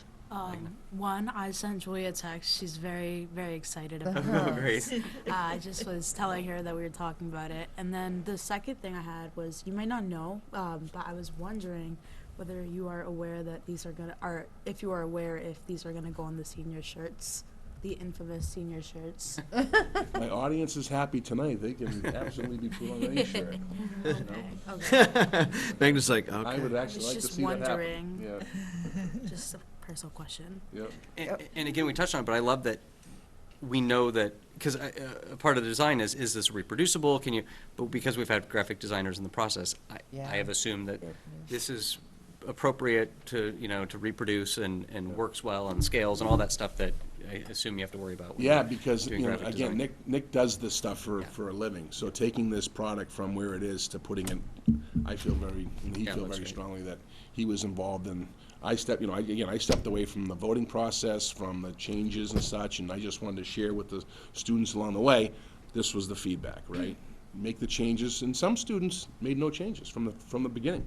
I kept saying, you know, to this one student, just, right, is there any changes? And here was the image. It was the same image before, but that was their choice, right? Right. And so they chose not to make any changes, and we gotta respect that. That's what they brought forward. And they're all amazingly talented. I mean, Oh, all the yeah. images were yeah. quality, but Yeah, I think amazingly the talented. process got to the one that makes the most sense. I don't want to put you on the spot, but did you have any vibe from the student voting? Or do you have a pulse on the reaction, you think, or? I think it's bittersweet. I think that I'm happy for Julia, but I think definitely, frankly, the student body probably prefers that it would have stayed. But you know what? We're like, this is the reality we're living in right now. We're moving forward. So very happy for Julia that, you know, she got what she deserves. Yeah. Thanks. Do you think, Magna, that there's a true understanding by the students as to why the change was necessary? I think that there is an understanding of the fundamental reason, but I think that the opinion hasn't changed. Which at that point, that's what voting is for. Like, you know what I mean? You know, so. But I think everyone has different opinions on whether or not it was necessary to begin with. But I think everyone's aware as to why. Yeah, Yeah. it's, I mean, it was a very public process, you know, Excuse me. yeah. Any other questions or comments? Can I just ask, and it's more just, it might be completely off. I did wonder, I love it, I love the design. The blackened eyes, was that something, an issue that had initially come up? I could be wrong. No, it's just me. Okay, awesome. I do like it. It was, the word, Catherine, was menacing. It was the Okay. There was That was it. menacing eyes. Okay. And those, and they were originally, like, we whittled this from, you know, from 40-something Yeah. down to 8, Yeah. you know? So that was one of those topics. And Yeah. then when, you know, I mentioned that to all 8 finalists, that, you know, try and look at the eyes so they're not, you know, they need to be, you know, somewhat, you know, Strong. strong, yes. but let's not make them, you Okay. know, scary and menacing, you know? So that's how I like the way Julia adjusted those, that they looked, you know, almost leaf-like to me, you know, but less menacing. So nothing as far as, there were no comments that I heard along the way in regards to the blackout eyes. Awesome. Yeah, yeah. Lori? Yeah, I'll just add, change is hard. Change is hard for everyone. Change is hard for alumni, change is hard for community members, change is hard for like seniors, older students. But, you know, we went through a process a few years ago where we made changes to the graduation robes and how graduation robes are done. And I think at first that was very like abrupt and unsettling for some people. But now I think you look at the seniors as they walk across the stage and they look fantastic. And they look cohesive and they are one class and it's a fantastic change. Yeah. And I fully hope that we're gonna see the same process here, that there's always growing pains with changes, but this is a spectacular design. Well, And kudos to the artist and really kudos to all of the artists who put all of their time, all the students and all of the community members and Principal Antonelli and everyone who put in so much time on it. This is a long-term positive change for the school and for the community, and I would encourage everybody to get behind it and support this artist and support the end result, because people should be proud to be a ghost. I hope that parents and students are focusing on Julia's success. Absolutely. And I think that there's a way to go about this. I mean, even I publicly advocated for the fact that I thought personally it should have stayed the way it is. But I think at the end of the day, like, you can still very much be happy for Julia. You know, it is what it is. So going forward, you can either embrace it or stay in the past, sort of. So I hope we all, like, as a community, on Facebook, and as we have discussions, like, through students, I hope we can all genuinely support Julia and, you know, embrace this new design. And history That's a has good, happened. that's a good point too, Magna, because I just think it's important for everybody to remember, and what you're addressing there too, is that these were all designs by students. And while I did not read some of the comments, I was told that there were some very, you know, ugly, mean comments on Facebook about some of the designs. And I think the adults in our community and the students in our community need to think very, very hard before they, you know, post things online, because I think there were some people who said some very hurtful things about student work, which is, you know, that's very disturbing. So I'm glad that, you know, this has been a very positive outcome, and I think you're right. I think, Magna, what you just said there, I think is fantastic. There are people who didn't necessarily, there are people who didn't think that maybe some changes need to be made, but the reality is that we did make decisions, and we made decisions to make changes, and so then the fact that the student body did have a chance to vote, and they voted, and they selected Julia's image, I think is fantastic. But I would just share that for any of our students and or adults who are listening. You know, we do have some very active Facebook groups here in town, and I think people need to really think carefully before they post some of the things that they post, because we are a school system, and you know, we're often talking about students and their experiences, and people should just be more mature than that. You know, for some of those comments, though, there was a lot of adults also championing the Oh, students. awesome. So Sure. it was, I saw those conversations, and it was nice to see. That's good. Probably more in favor of the Yeah. students and really championing their work than the good. handful. Oh, that's hope, good. I hope parents are aware of the anxieties too that come with me and Hannah have dealt with being talked about in Oh, these sure. group. Like, you know, that comes with whatever we're sitting here and doing every day, but it is anxiety inducing sometimes to have people openly discuss and drop your name. So just be Yep. aware of that. Good point. Absolutely. And just to go back to what you said, I mean, change is hard, and I'm proud of the way the administration, our students have approached this, but also I think we can be proud because this change was in response to people in our community saying, this image is not helping us feel welcome in That's this right. community. I mean, just to bring it back to why this happened. And so, besides the fact that we had a wonderful design by a talented artist, I want to celebrate the process and the rationale behind it and say that I think we're a better community, a stronger community for having done it. Yeah, thank you. And it's Good not the point. first time it's changed. You know, it's changed, It won't be and the it last. probably won't be the last. But I'm not going to be here when that happens, so. I don't know. All right. Thank you. Thank you. You're very welcome. Thank you. Thanks, Jim. So where do they get hung now when you get home tonight? Oh, they will be on display, trust me. Because we For the had some really mantelpiece. great meetings where we were ahead of our agenda. I know, quite a not bit. tonight. Ah, welcome Tonight back. Jeff? Thank you. Thanks, Jim. Jeff got here at 6:30 and.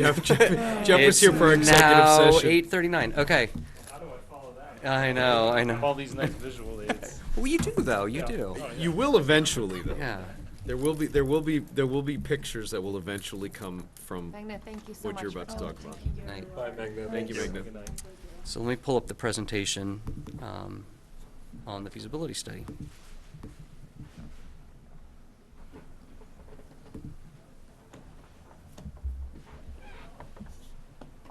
And I will share that window. Coming up. There it is. Okay. Excellent, all right. Well, I'm here to provide an update on the feasibility study, the RFQ that we recently posted for the feasibility study.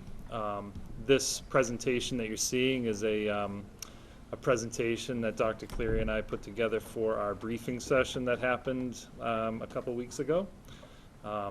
Just to provide a quick background again as to why we're conducting this feasibility study.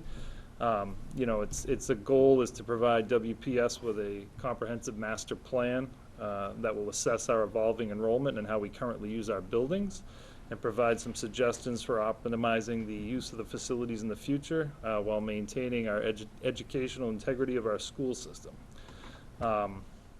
This particular project is also going to propose new location ideas for the central office administration as well. Project description requires performing physical and programmatic assessment of the Westford Public Schools, and developing an updated master plan for grade level configurations, elementary, middle school redistricting, and relocation of the administrative offices, as well as critical maintenance, renovations, and additions of building replacements for the next 10 years. It will be a comprehensive assessment of the entire district, so all school buildings will be involved, including the Millennium.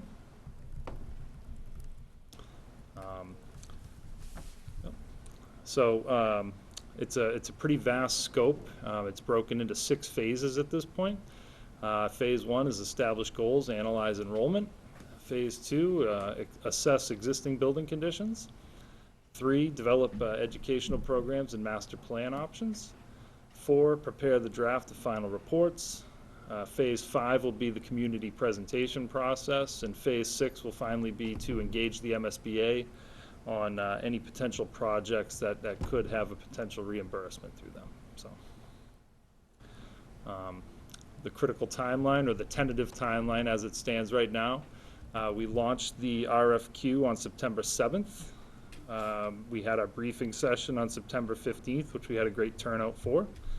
Received 4 qualification packages on September 23rd, and now our next deadline would be October 12th. And so we have about 2 weeks to evaluate the packages that we've received, narrow it down to 2 finalists, and then negotiate a contract with who we determine to be a finalist at that point.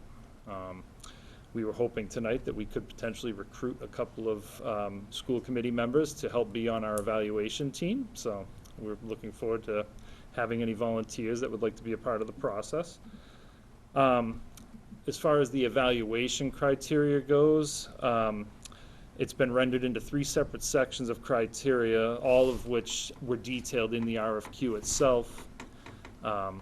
The first 2 sections of that criteria are simple minimum qualification and package requirements that are just simple yes or no answers.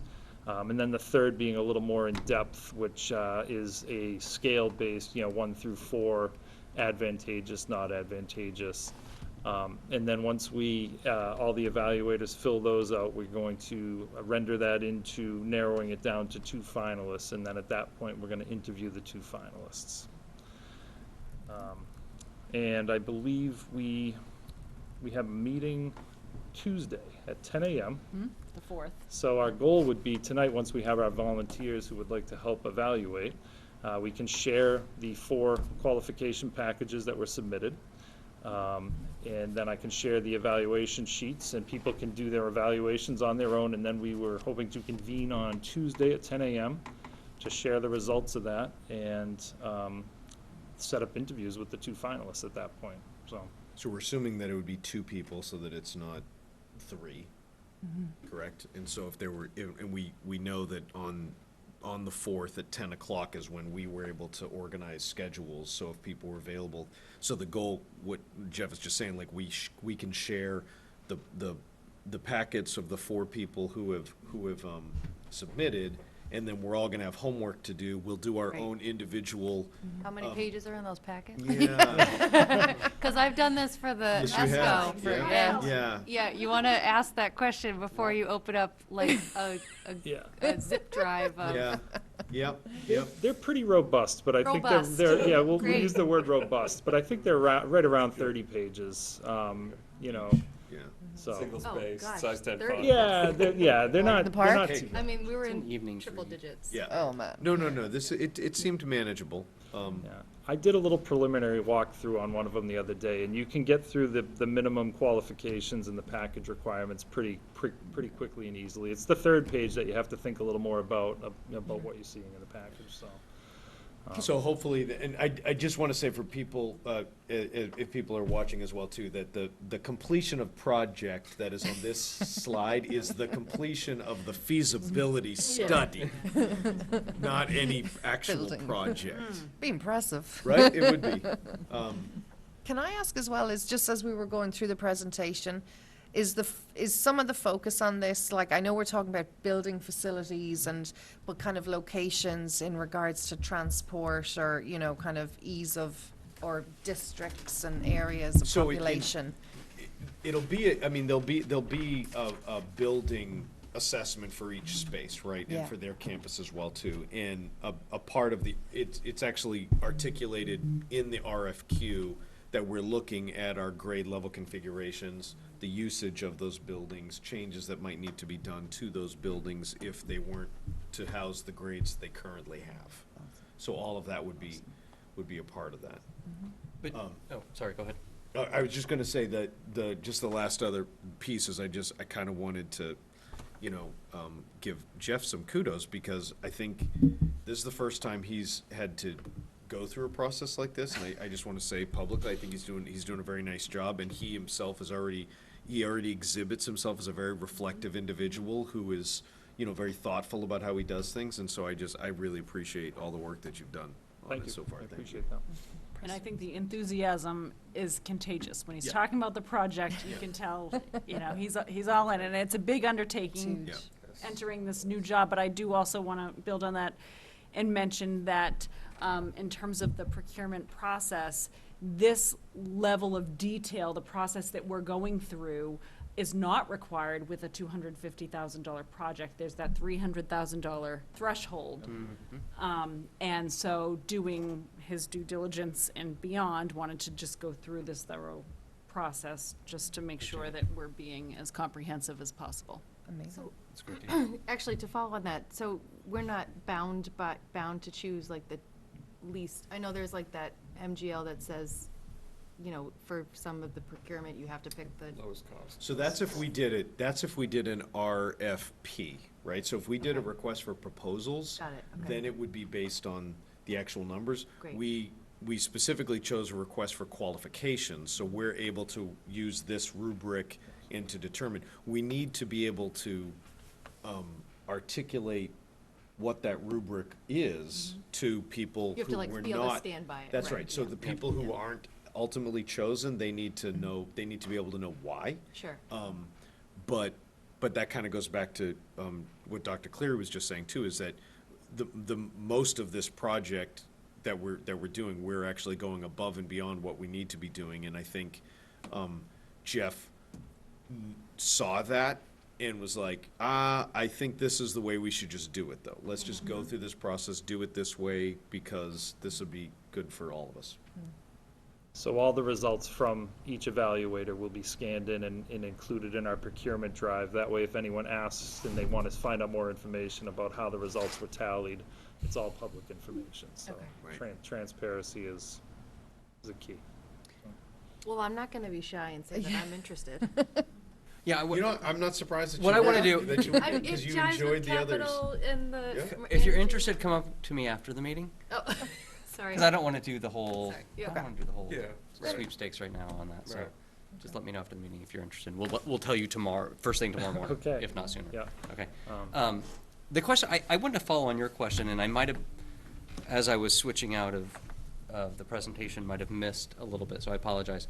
But, yeah, my question's really about the transportation piece and whether we think the folks that have submitted qualification packets have expertise in looking at transportation logistics and how that impacts building location. Will that be part of it? Not just facilities themselves, but where facilities are located, and help us look at that?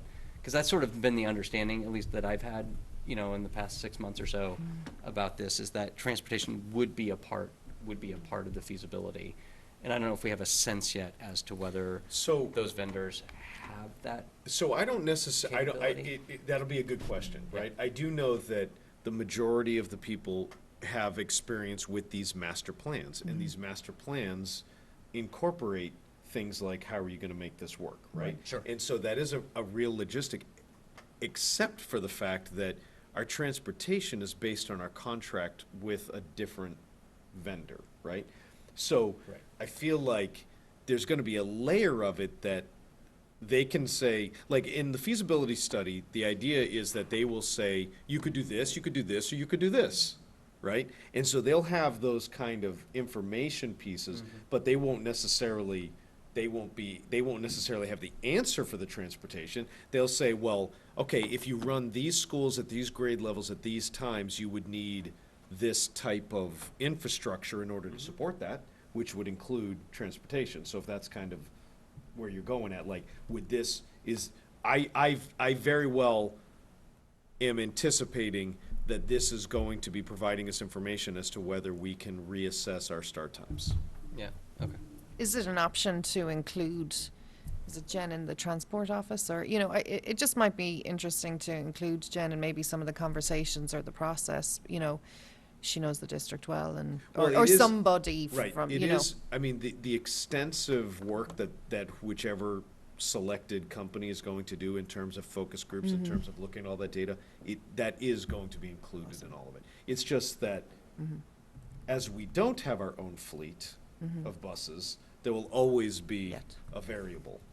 Right. Right. But to your point of when different options, different proposals, Yeah. if there is a menu or something gets presented, it would be critical to be able to say, here's the impact, here's the, you know, proposed or estimated impact to Correct. your busing. You would need this many buses with routes that are of this duration, you know, because that's kind of the metrics we use now. How many buses, how long do the routes Right. take? And Right. so hopefully somebody will be able to provide that with, at least with the finalist, you know, proposed. And I would say, even if that's not something that the company is coming up with, we're gonna see that if they have a suggestion that these buildings could have this grade level, which would then make a shift of some kind, that we would then, at the same time, if they're not doing it, we would need to be doing that same deep dive on the side to make sure that it connects. Yeah.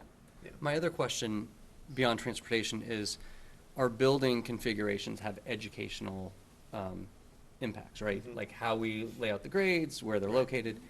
How do you foresee that sort of knowledge, information, and understanding being injected into the proposal?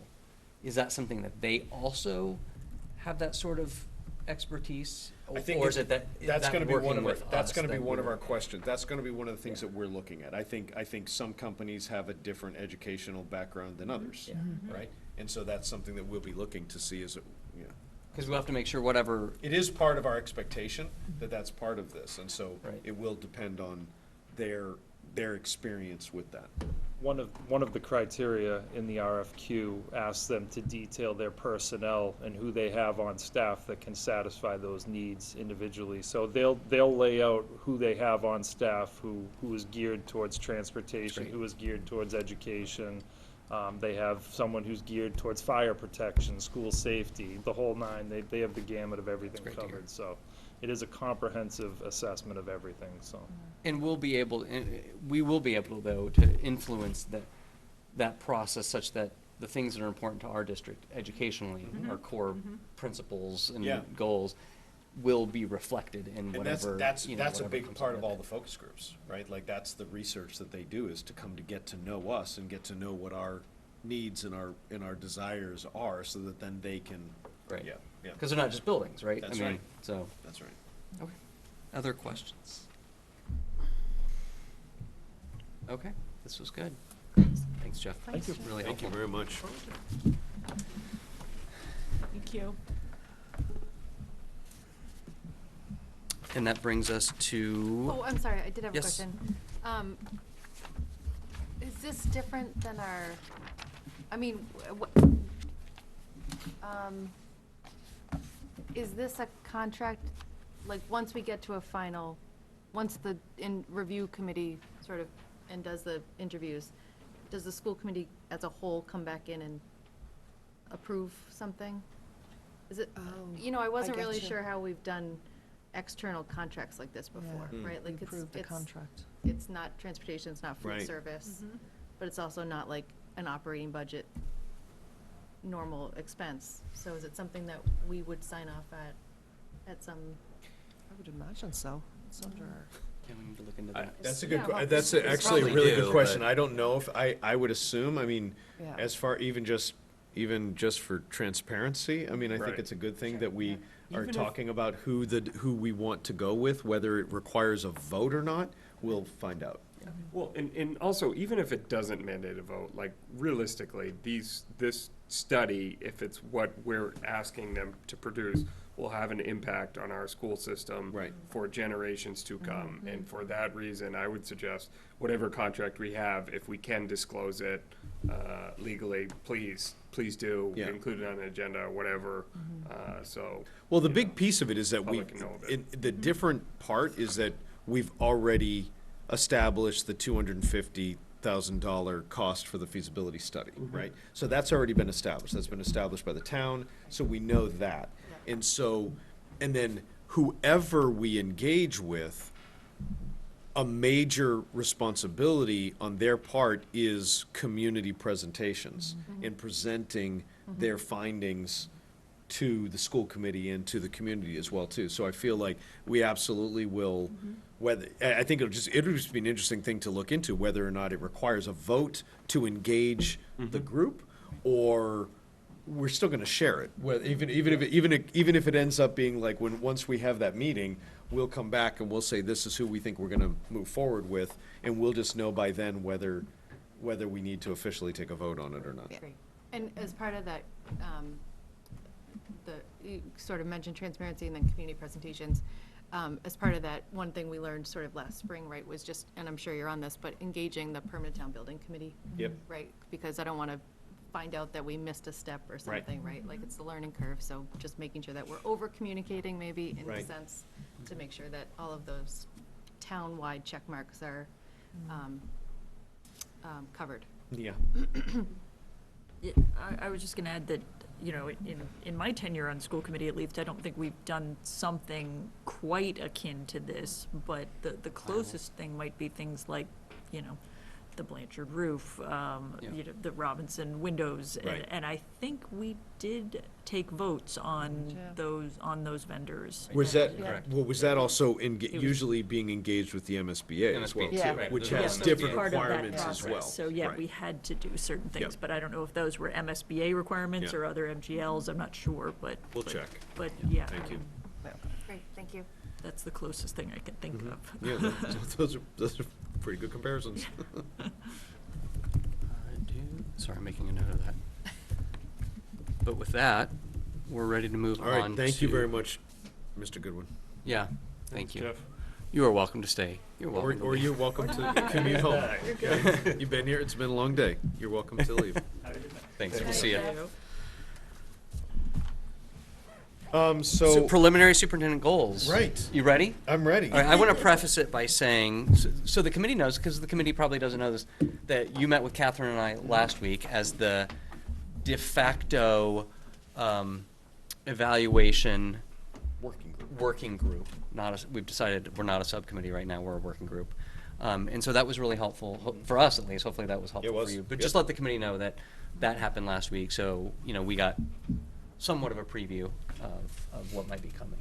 So, Right. thank you for that. No, and thank you. I do think that that's going to be helpful when one of the things that we had talked about was the policy, right, that exists and the language. I think the policy had like very specific dates, right? And so we even talked about the idea that the most important thing is that the committee knows that we're going to have mid-year check-ins, and that the whole point of this is so that it's not just, at the end of the year, a dump of a bunch of information that may or may not be effective for what the what the process was. So we had that conversation.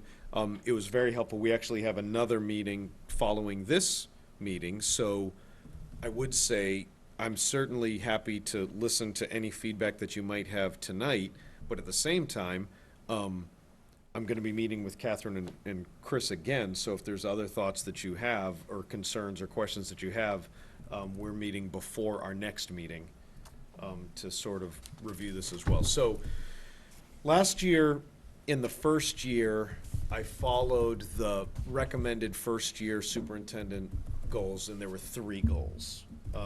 This year, I have 4 proposed goals. What the evaluation system suggests is that the superintendent has a professional practice goal and a student learning goal, and then 2 to 4 district goals. I do think that some of the things that you're going to see in here, like even just our evening tonight, just kind of shows I think the magnitude of some of these goals in some sense, things, and then I'm about to talk about the ISDEP, a little bit later too, so you'll kind of see all that. So the first goal is, the professional practice goal is really year 2 of the new superintendent induction program. I'm going to continue to work with my coach, Dr. King, who you've all met, who is phenomenal, and I've just really enjoyed his support and getting to know him over the last year, and so I continue to work with him. It decreases by like 30 minutes a month or something like that, right? Like in year 2. And then we have content sessions where all of the cohort 12, which is the group that I'm a part of, where we come together and talk about various different issues. The focus primarily being on ensuring equity through teaching and learning, developing leadership within the principals, things that are also mentioning in my goals as well too. That tends to be a big focus of the content sessions through the strategy process. And so we'll meet throughout the year. We don't have as many in-person content meetings as I did last year, and we have coaching tables that take place as well too. So that's kind of the first goal, is that I would continue that. Just so that you know, next year there is a year 3. So it is a 3-year process. The year 3 is more, I don't think there's individual coaching sessions. I think it's just group things in the 3rd year. But just to, Spoiler alert, that'll probably be a part of next year. In our conversation that Chris and Catherine and I had, the district goals, I felt like the district improvement goals were a little bit easier to come up with. And so then we talked about what the student learning goal should be, because I feel like in some ways, if done correctly, this is something Dr. Cleary and I have always talked with all of the administrators. We've done this as evaluators throughout our career, throughout this process, is that if your goals can be attached meaningfully to the standards, then you're not, then you're really working forward in the same process here, right? So like the idea being is that some of our district improvement goals will also always be attached to student learning goals, right? But what I decided to do is articulate really the commitment to work collaboratively with the building principals to really understand and make sure that I'm able to exhibit their commitment to prioritizing the sense of belonging in each of the buildings. And so we'll do that through, I will be working with them, and I will look at their panorama data with them individually, looking to come up with, okay, what types of targets and goals should they be developing for their building? Because I think there are similarities and there are differences in our buildings. And I shared this with them already, that it'll be my goal that I will be working with them to really support the work that they're doing in their buildings. And so I feel like that's the way that that's articulated hopefully makes sense. And then the third one being that I will say my first thought was just, okay, what I need to make sure that I'm doing everything that I can to support our new Director of Equity Curriculum and Instruction. It's a brand new position. I'm very excited about it. I'm excited about the work that Magali's doing. I'm also seeing that not many districts are doing what we're doing, although all of the information says that that's exactly how you should be doing your equity work, right? But no one has actually done this specifically with a Director of Equity Curriculum and Instruction. So I wanted a goal to be articulated around supporting her, and at the same time, then I'm like, wow, we have a lot of new administrators, and so I want to make sure that I'm doing extra things to support Mr. Meyerson, extra things to support Miss Hammer, and Miss Boylan was super happy when I still called her a new principal. She was like, yes, please. So she's like our, 4.5, she's doing great work, but I want to make sure that the work that I'm doing with all the principals, I'm going above and beyond and having additional individual meetings with them to make sure that we're supporting their efforts and their transitions into these positions, and our new Director of School Finance as well. So we have, 5 new major administrative roles that I think we need to make sure that that we are targeting specific support for, and not just, assuming everybody is fine. It's an oversimplification there. And then the last one is our ISTIP, right? Yep. Which is going to be huge. Interestingly, this is the one that I actually put the goal, I'm hoping to have it to you by February, right? Because my goal is that if you can approve it by February, it might be March, right? Hopefully you won't, yell at me if it's March. I'll give you updates on it. But if it's February or March, then the principals already know that they're going to be talking with their SACs about the priorities that I'm going to talk about next. And they should be ready to turn right around and have their school improvement plans for next year, because that's our goal. I've told them they're not going to be presenting school improvement plans to you this fall. They're going to be continuing goals that they were already working on, and then they'll be developing school improvement plans in the spring for the next year.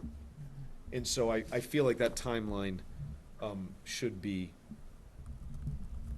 manageable. Yeah. I think so. Any questions? Right? Yeah, I had one. Well, first I want to say I really like the goals. I like on the sense of belonging, I'm glad you were able to pull that in. I like that it's not just you saying you're gonna do it, you're working with the schools. I think that's really important. And you're bringing the panorama data in, that's really critical. So I really appreciate that. And on the third goal, it's just great. I mean, you're supporting, the way you're supporting staff and developing staff so that we're infusing these things that we want to do district-wide down to, you know, administrators, but then presumably down to the, you know, to the building staff as well. That's the way it should happen. So I really like to see that. The question I had on 4, I have forgotten already. Oh, we talked about this. Do you anticipate that part of the SDIP would include kind of a roadmap for how we do it next time? We talked about this when we met, about how presumably it'll become easier for future ones, because we want to do this every 3 to 4 years. It won't be as, you know, it won't be a 2-year effort. It'll be a little bit easier. It won't be as big of a, maybe as big of an update, because it won't have been as long. Would that be an action or an outcome, that there would also be a kind of a roadmap or a lesson I think learned? so. I think, so I said it's a 3 to 4 year improvement plan, right? Because if, like, let's say if it's a February approval, right? Then then there might be very specific year 1 target action items that's actually this year, right? And so then it would be the FY 24, 25, 26 years. Yep. And in the same vein, whatever's articulated in FY 26, I'm anticipating it has that we're going to be articulating very, very specific actions to prepare the next plan. Okay. Does that make sense? Yeah. Yeah. Yeah. Great. So I feel like it's going to be like that spring, like this spring will be a kickoff. And I feel like the spring of 26, or FY 26, which would be the spring of 2026, right? Right. Yeah. Am I thinking Right, that right, correctly, correct. Like that there would be elements of that would be, okay, has this been assessed? Has this been, it might not involve focus groups in the same way. But that's something, the other beauty of the ISDIP is that it's a 3-year plan. The school improvement plans are going to be annual, and I'm still going to have annual action items that I'll review with you. So it still has to be a living document. Yeah. So it can still, even though if you approve it in February, you know, I mean, COVID's a perfect example that, you know, things change, Yep. right? So. Yep. Great. Thank you. Other questions or comments on the goals? Gloria? I just wanted to make the comment that I very much appreciate that the student learning goal and the first district improvement goal are very much targeted at supporting our administrators.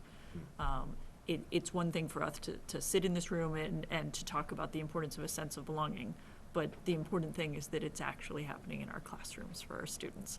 And having that connection and the support for the administrators that we're asking to, you know, shepherd this cultural change and improvements district-wide is so hugely important. And having been a building administrator, you very much understand that. And then also seeing the support and the recognition that we have a lot of new administrators, and we have nine schools, and 3 of them have new principals this year, and some of them may be, you know, new to the role of principal and or just new to our town, or a brand new position like Magali's new role.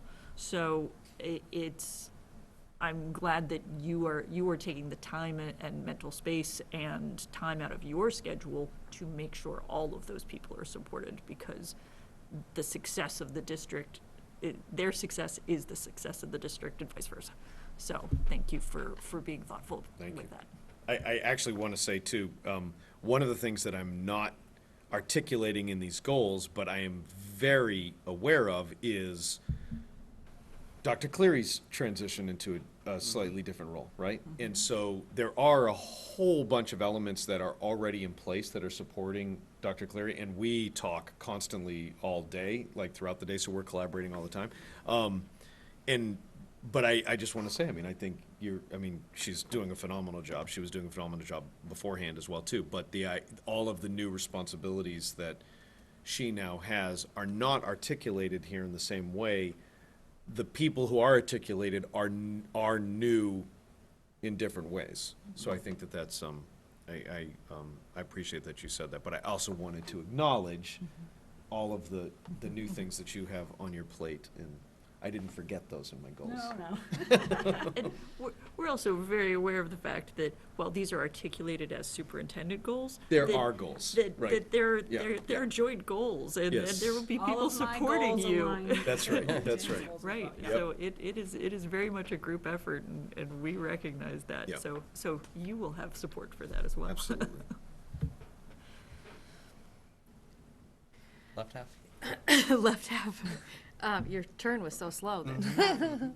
So one thing that I feel like my learning curve in the spring for the evaluation was looking for evidence, right? And it's not just evidence for the sake of evidence, right? It's just that the committee, the visibility to a lot of these things, right? And whereas like we do see the school improvement plans, I don't think, and I don't want to ask for something that we wouldn't normally see, but there's something about these principal goals, right? And I don't think that that's something we would normally have visibility to.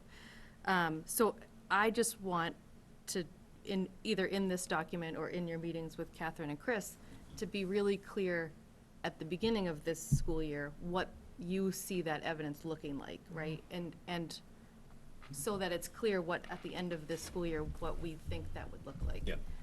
And, you know, the state is really clear about examples for the indicators, obviously, because goals are so specific, they're not gonna give you examples for that. But, you know, for something like the assessment indicator, it's like report of data team meetings or aggregated classroom observation data. So it's not that like we don't think you're doing it, but it's kind of going through that step of showing that this is the evidence of this is what I learned, this is what I observed, this is how I'm applying it, whatever, that I think really adds to the objectivity of that evaluation that comes based on the goals. Right, and that is something that we talked about. Right. Because one of the things, and I think, Catherine, you mentioned it, which I thought was great, was the idea of looking at the previous evaluation in order to inform Right.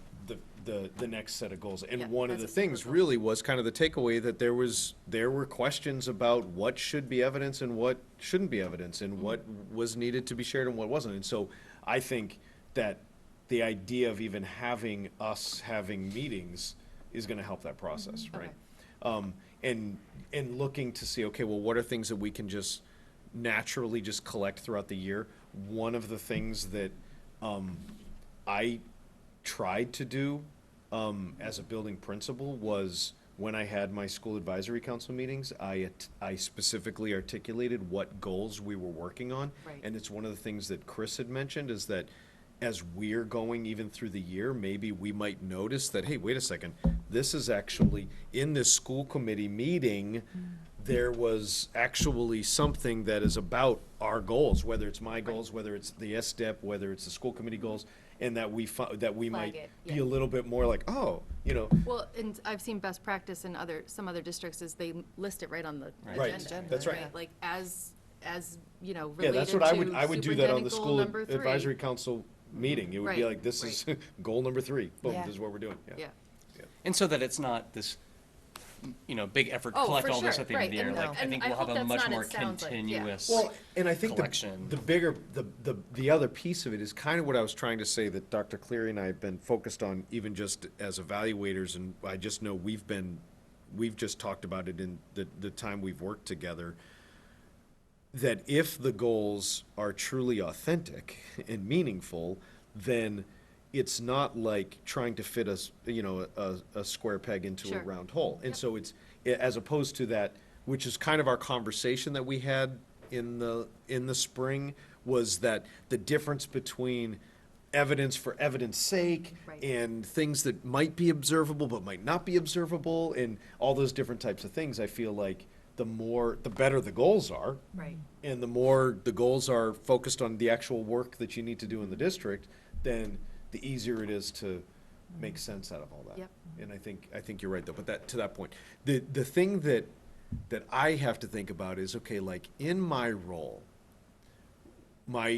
probably my coach, I mean, Dr. King will say that the evaluation process is the most important thing that a superintendent should be doing, right? Because that's a non-negotiable, right? Like you should be doing, it should be authentic, it should be meaningful, it should have integrity, right?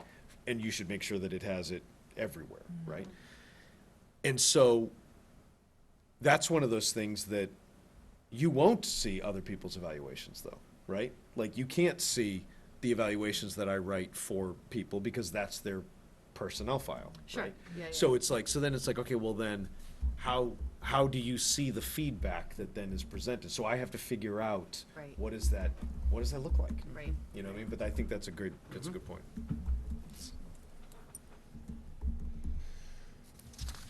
So the next step is we meet as a group and a kind of chat in, and that in our next meeting, we vote on these, We vote to Yeah. Yep, approve the these goals, right? yep. Yep. Off and running. Off to the races. Right. There we go. as we say. Thank you. Sorry, one other little tidbit. Do you see where, in these, maybe it's in the SDIP or how to work in, one of the feedbacks of the spring evaluation was sort of that communication piece, like with the wider community.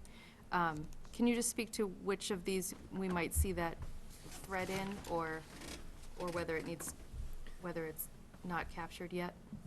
I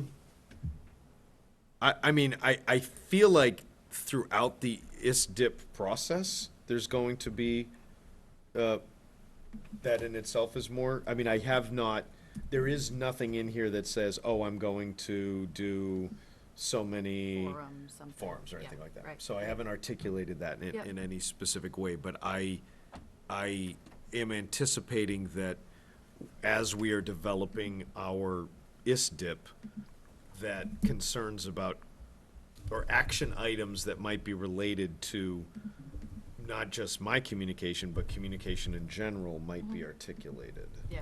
Well, to your earlier point too, I think that's why some of that cycle Yeah, happens right after the previous evaluation, so that that feedback Right. then feeds into the next year's goals. right, right. So essentially, do you mean that it's something like it would sit under like key actions or something that you're specific, Communicate like, results of or strategic, a SDIP. host community forum, or, so you're kind of essentially picking a kind of a tool, a communication tool based off our previous evaluation that kind of sits in that key action area. Well, and I think one of the things we heard from that training, one of the many ones we had sort of rewatched in the spring was, sometimes I think the standards can be chosen based on some of the opportunities that are highlighted in the previous evaluation. Right. So, it's just something to keep in mind of that, to be reflective of what was sort of raised in the previous one. Right. Makes sense. Yeah. Thanks. Mhm. Well, if there are no other questions or comments, I'll thank you for bringing those, and we'll talk about them and vote on them at the next meeting. And that brings us to our new policy. Feels like we should have moved SDIP. I know. We just said it Is so what it many is. times. I know. We did. I was like on the roll, and then I'm like, oh wait, nope, Nope, we're I gonna got do something else building to it. first. It's okay. Building to it. Oh, I get you. Tell us about our new policy. So, this potential new policy came to us, myself and Gloria, in recent weeks, through a family's experience in Westford, and it kind of highlighted to us that the different aspects or tools for schooling has changed. A number of our students ended up in various online schooling options through the pandemic, and have since discovered it works really well for them and their sense of learning or home life or whatever. And so one of the things that was kind of pointed out to us was that homeschooling kids in our district have access or potential access to extracurricular activities, but it didn't specifically talk about students who do virtual online schooling. And so we kind of had a conversation. We discovered Somerville schools have actually since brought in their own or updated their own policy, specifically talking about homeschooling and online learning. Myself and Gloria went through a number of policies that are already existing and wondered, do they look at updating? Does this require its own new policy? And we kind of felt that looking at, the homeschool policy in itself even spoke a lot about how the process of homeschooling happens and what needs to, it was kind of separate. So we came to the conclusion that it should have its own policy. But this is a whole new kind of concept or aspect for students in our district, and we wanted to propose it and open up the floor for discussion and kind of see what people thought and where we might go. Thank you. And then I have a question, which is, we may have a wrinkle. Yeah. And does that change our timeline such that, do we still want to start with first reading and posting it online when potentially we may have a conflict with Yeah. the MIAA? Well, after you do a first reading, I mean, you can still make adjustments We to it. can, but it's just, if we don't get the, if we post it for the 12 days starting tomorrow and we don't get the adjustments until the next meeting, how much time does that leave for the public to comment on Gotcha. the actual final draft? That's what I'm wondering. Well, I We think- could also shift the public comment period a little bit. Oops. Well, we I don't know can, how this works. we can take the public comment along with this information and kind of Yeah. make all the potential amendments, tweaks, adjustments in that meeting kind of that happens at the close of public comments, because then we can potentially bring the updated policy forward for again to review, and we don't have to vote on it that night. We can come back and do that across a third meeting at that point. So I, just so people know what's happening right here, right, so all of you are aware. So on Friday, I brought the draft to our leadership and the principals, and we all talked about it and looked at it, and we had a conversation about it, and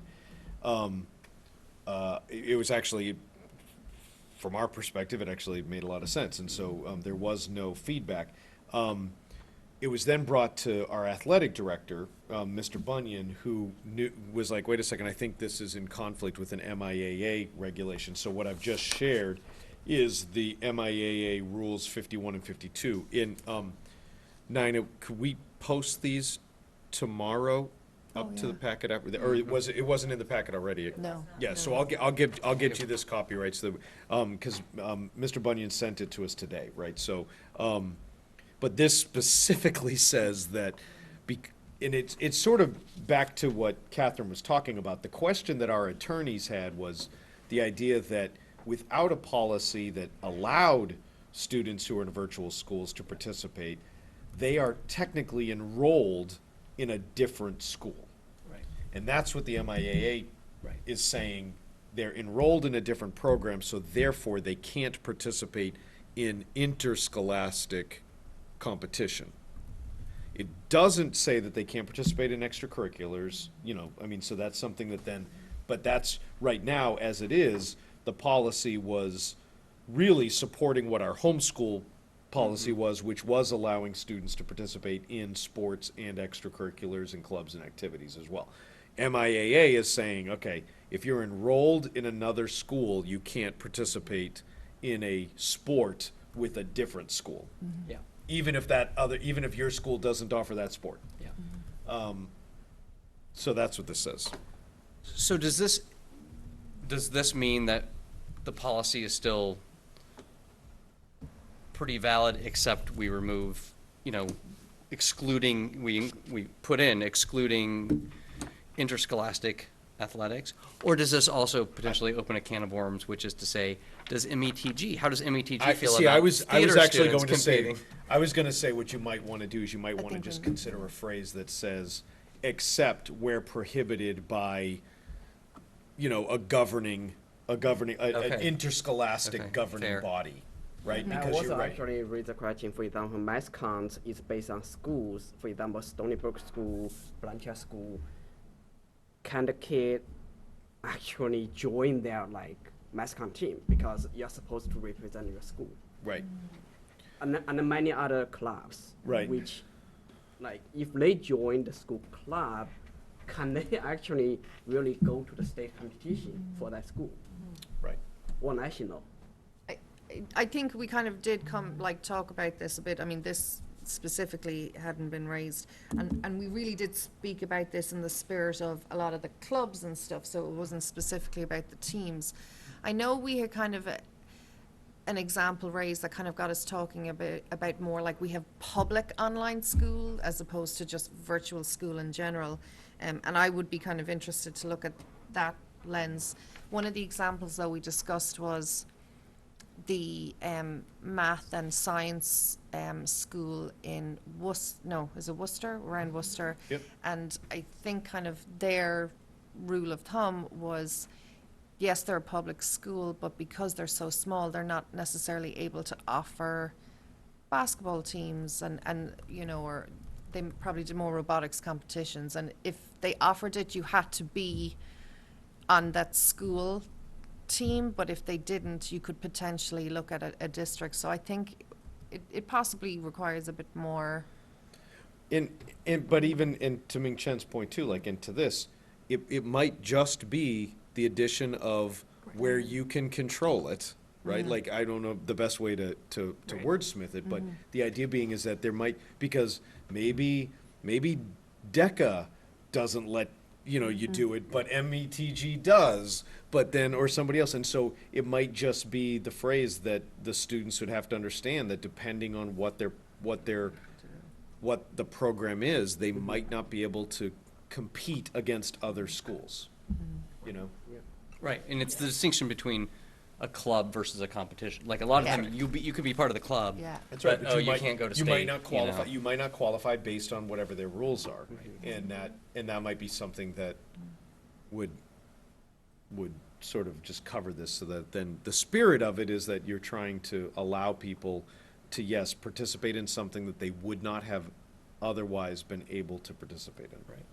So, policy subcommittee, do you feel like you want more time, and/or do you feel like potential changes would render a first reading not helpful today, or do you want to proceed with the first reading? And do we think that the timeline? Can I ask a We'll work within the timeline timeline. question? You said a family raised this. Is somebody waiting on this to take effect? A little bit? Possibly.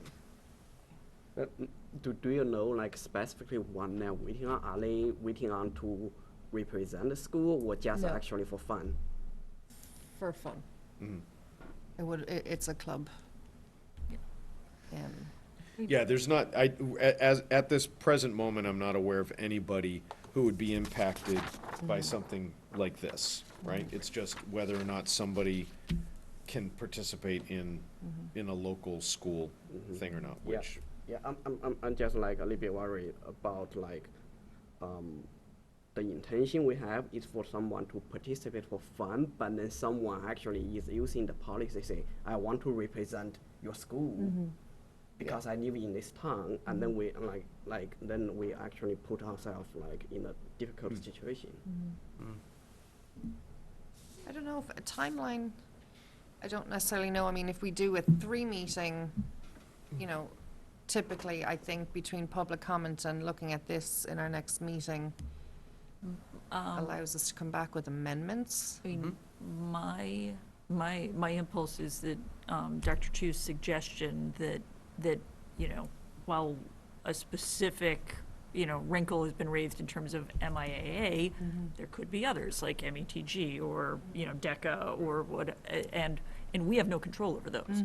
So adding something that clarifies that we want to maximize participation for Westford residents, and then obviously we are not in control of those other things. For all we know, MIAA could change their rule this year, and then it would be. And so our policy would allow maximizing participation. So I think I'd be comfortable with, and I mean, we could play this one of two ways, but I'd be comfortable with us putting it up for public comment, giving policy subcommittee some time to look at this specific wrinkle, see if we can craft language, bring that amended language to the committee at our next meeting.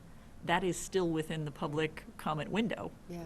So, and at that time, we can then decide, do we want to pull it all together because, well, we opened a big can of worms? Or do we say, nope, we're comfortable with this language, and then we're comfortable with the public comment period as it is? Or we might decide, since we've made a tweak, now we're going to extend the public comment period and just make it longer. We can do that too. So it gives us a lot of flexibility, I think, if we go ahead and put it up for a first read and put it out for public comment, especially if we think it might be fixed with a tweak that obviously our goal is to maximize participation, but we can't necessarily control what MIAA or any It sort of other just needs to outside acknowledge governing your body. jurisdiction, right? Like, Right. Yeah. Right. You know, Where we can decide, yeah, we're allowed to. we have that Right, authority. right. Absolutely. I know we had talked about possibly, I mean, I know as Valerie mentioned about being mindful of the whole reason this was flagged to us.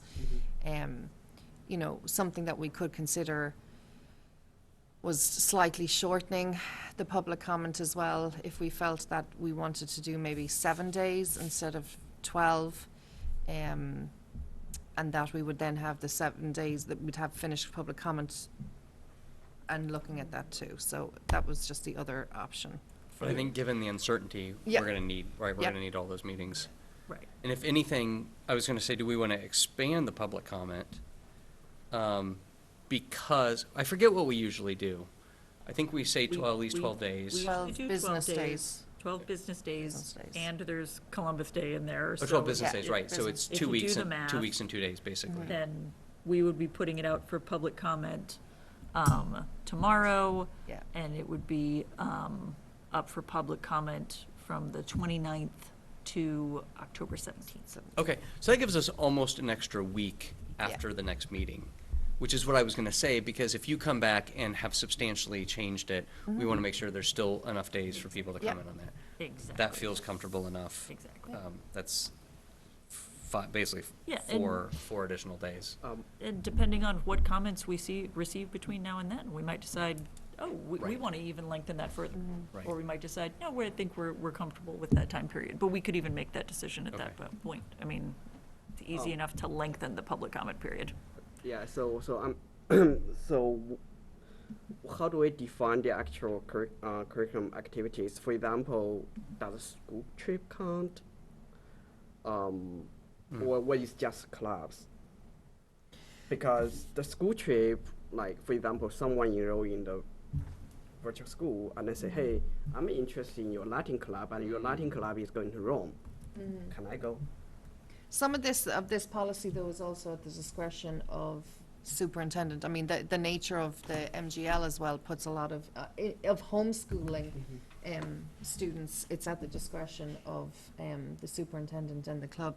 We actually did discuss what does extracurricular activities look like versus, I think, what was the other one? Interscholastic. There was another one. Co-curricular. Co-curricular, that's the Co-curricular, word, thank right. you.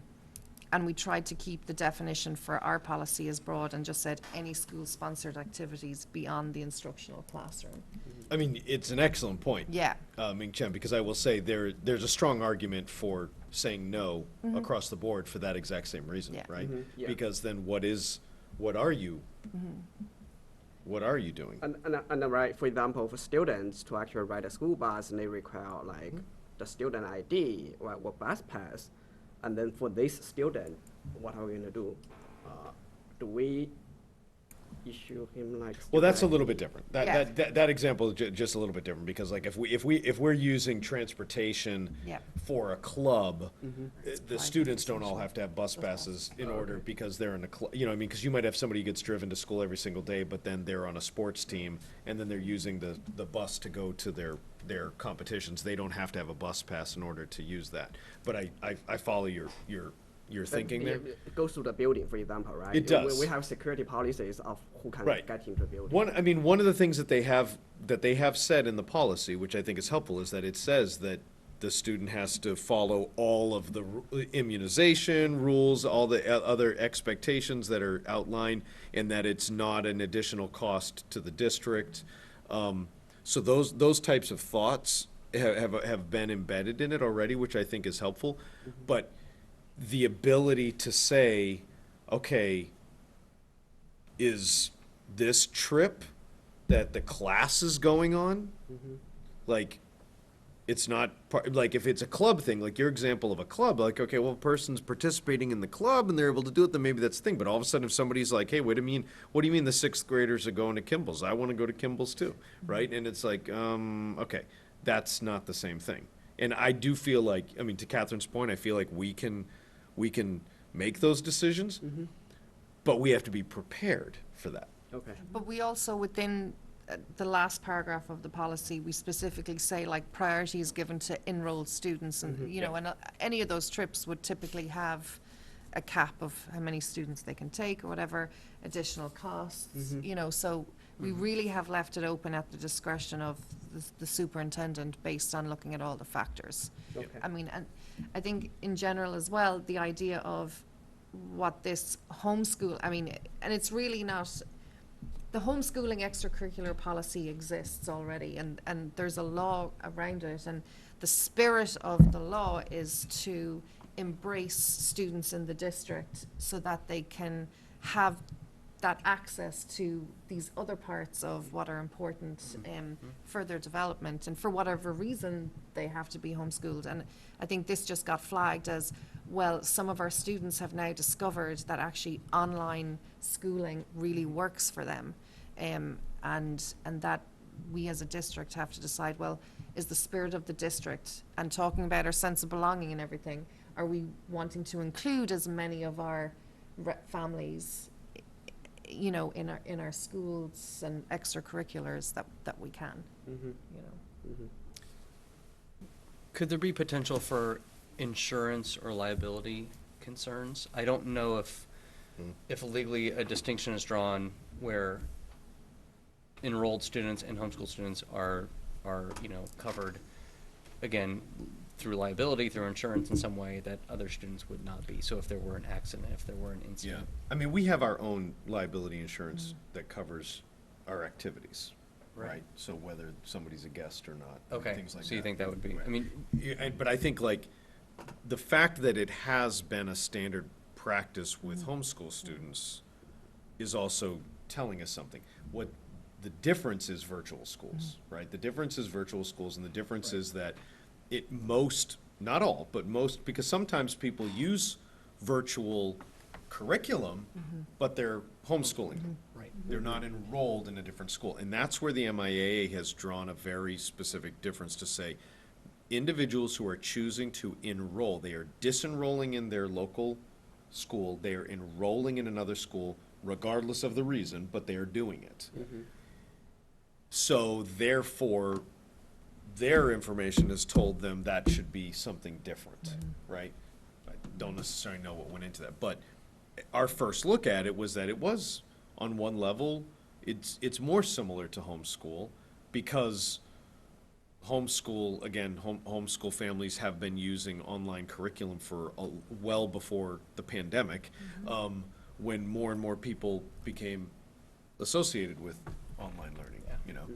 But it doesn't mean that they're fully enrolled in necessarily another program. I'm just wondering if, similar to this, if there are, I mean, MGLs that draw the distinction and say, yes, a homeschool student is still sort of in your district umbrella for whatever purposes, but. When we asked the question, because we asked council. Okay, we did. When we asked the question Went to of legal council, review. it was not Okay. an MGL question, it Okay. was a policy. It was Okay. our policy. It was your policy does not support that, therefore you are opening yourself up to liability, because you have not, because you don't have the policy there in place. Okay. For online school, For the for virtual school virtual, piece. but we do have it So for we're okay homeschool. otherwise. Yep. So that was what council looked at and said, wait a second, Okay. And because it isn't clearly Great. spelled out in MGL. Thank you. So we can choose to broaden our definition, but we have no control over whether MIAA Which is broadens kind of theirs. back to where we started, right? Like, that's really Right. the point. Right. We can decide to say, hey, but we can't say you can actually compete. Yeah. Wonder if they could practice, probably not. What does this say? It doesn't. Anybody? It's- I don't think. I don't know if yeah, anybody would wanna do that, but yeah, you never know. I actually think, yeah, I don't think they can't Yeah. mandate that, I Okay. don't think, but, I don't know. Do I have a motion to waive the first reading? Oh, yeah, we skipped over that. Motion to waive the first reading of draft new policy P6205. Second. Gloria and Valerie with the second. Any discussions on that motion? Okay, I'll call for the vote. All in favor of waiving the first reading? That's unanimous, 6-0. So unless there's anything else, I think this was a good discussion, and thank you to the committee for getting this to us so quickly. I'm sure it's appreciated by others as well. And this will go up for public comment via Airtable. You don't have to do anything. Yep. It'll get marked in Airtable for public comment. It'll automatically go up, and we'll see what happens. Yep. We'll Let have it on the next magic agenda. happen. Okay. Yeah, and just for anybody watching, it'll be up for public comment from the 29th till October 17th. We will also discuss this, and we'll provide an update from Policy Subcommittee about this wrinkle and whether we have any updated language on October 11th. And then, assuming at that time the committee is comfortable with it, we could potentially take a final vote on October 25th. Great. Thank you. And that brings us to our last agenda item. It's late. It's This Strategic District Improvement Plan update. So, so I've taken all of the comments from our two advisory group meetings that took place over the summer, and leadership, and Nina did a phenomenal job taking all of the different Post-it notes and things that were written down and kind of documenting and putting it into a Google Drive for me so that I could see it all in one place, even though sometimes it didn't always necessarily make sense, but she was able to she was able to figure out, Short-term especially when I started one night with the parents actually writing on the strategic plans. And then, at least with the leadership team, I decided, well, okay, you're not going to write on the strategic plans, the models. You'll actually have to articulate it. So that was easier the second time around. But I took all of that information. I asked the guiding questions: where were we, where are we, and where do you think that we're going? Okay, of all of those groups, and I took those different pieces of information, and the emerging themes were. Equity and belonging is clearly a very strong theme across all of those groups. There is a very specific comment and focus on access and potential, right? And what does that mean? There's been a number of comments and people talking about resilience and joy, right? Those two things connected together. And really even passion and future. Passion and future, I feel like, connects with resilience and joy and connects with access and potential as well, too. And then equity and belonging is really overarching all of these things. So the initial priorities that I think that we're looking to look at, these, I'm not going to get into the action items. I'm not going to get into all the different things that those could look like right now. I just want to share with you the initial priority items and then let you know that those are going to go to the SACs, right? So I shared them with the leadership team on Friday. I talked with them about that because I said, okay, if these are the priority areas, how does that sound to you in terms of what you think you need to be doing with the school improvement plan, right? Because it's going to have the direct effect on that. And then I said, so for October and November, they're going to be diving into the priority areas with their school advisory councils to then say, okay, what does this mean to us? Does it mean anything to us, right? And I'll get that feedback. If it comes back and they're saying, nah, this doesn't mean anything to me, then that's telling me, okay, then I misunderstood something that I heard from another group, right? I'm just gonna go through all four of them, and not in a specific order, because I'm just gonna throw out right away that one of them is the feasibility study, right? And the outcome of the feasibility study, that is going to clearly be a major priority area. But the way that I've articulated it, potentially, is talking, because it's gonna include other things as well, because the feasibility study would just be this year. So then in, what are the other years, right? So the idea is that one of the priority areas for us is to assess the equity of our structure in terms of the organization of grade levels, geographic assignment of students to our district schools, right? That's a more of a kind of a physical aspect of things. At the same time, the very first priority that I feel like this is work that we have already been in moving towards, but it's clearly the heart of what we're doing, is to embed our equity work into our curriculum and instruction. Now, we've already hired our Director of Equity Curriculum and Instruction, so the next step is our equity audit, right? We need to do an equity audit of our curriculum, and that means doing it at a district level, at a school level, at a classroom level, right? And that'll take a little while at all those different phases. The idea of us expanding and implementing universal design for learning is going to be a major piece of our strategic district improvement plan that's going to take us a couple of years in order to see, right? And that's going to be removing barriers on many levels. So that in itself is a priority area. So we have equity with our curriculum and instruction. We have equity in terms of our structures and our organizations and our grade levels. And then one of the things that came up the very first night and then was repeated in different ways in all of the different groups was this idea of releasing the pressure valve, right? And so I'm looking at ways to articulate how we can explore realistic opportunities to release the pressure valve on students and staff. So I think one of our major areas needs to be identify what can be removed from the curriculum and calendars while still maintaining high expectations, right? And interestingly, doing all of that, then being part of year 2 of NCEP, that's one of the things that they even talk about as well too, right? Like I think they even articulated it differently. I wrote it down somewhere, or I saw, I can't remember where it was, but it was just the idea of, in terms of being, talking about constant reflection and continuous improvement, the ability to be able to remove what is no longer, what do you need to stop doing? What is not moving you forward? You know, that kind of an idea, right? And then the last thing was inspired by another one of the model strategic district improvement plans that we looked at, which was 64 pages long, which no one thought was a good idea. So I do want to say that up front.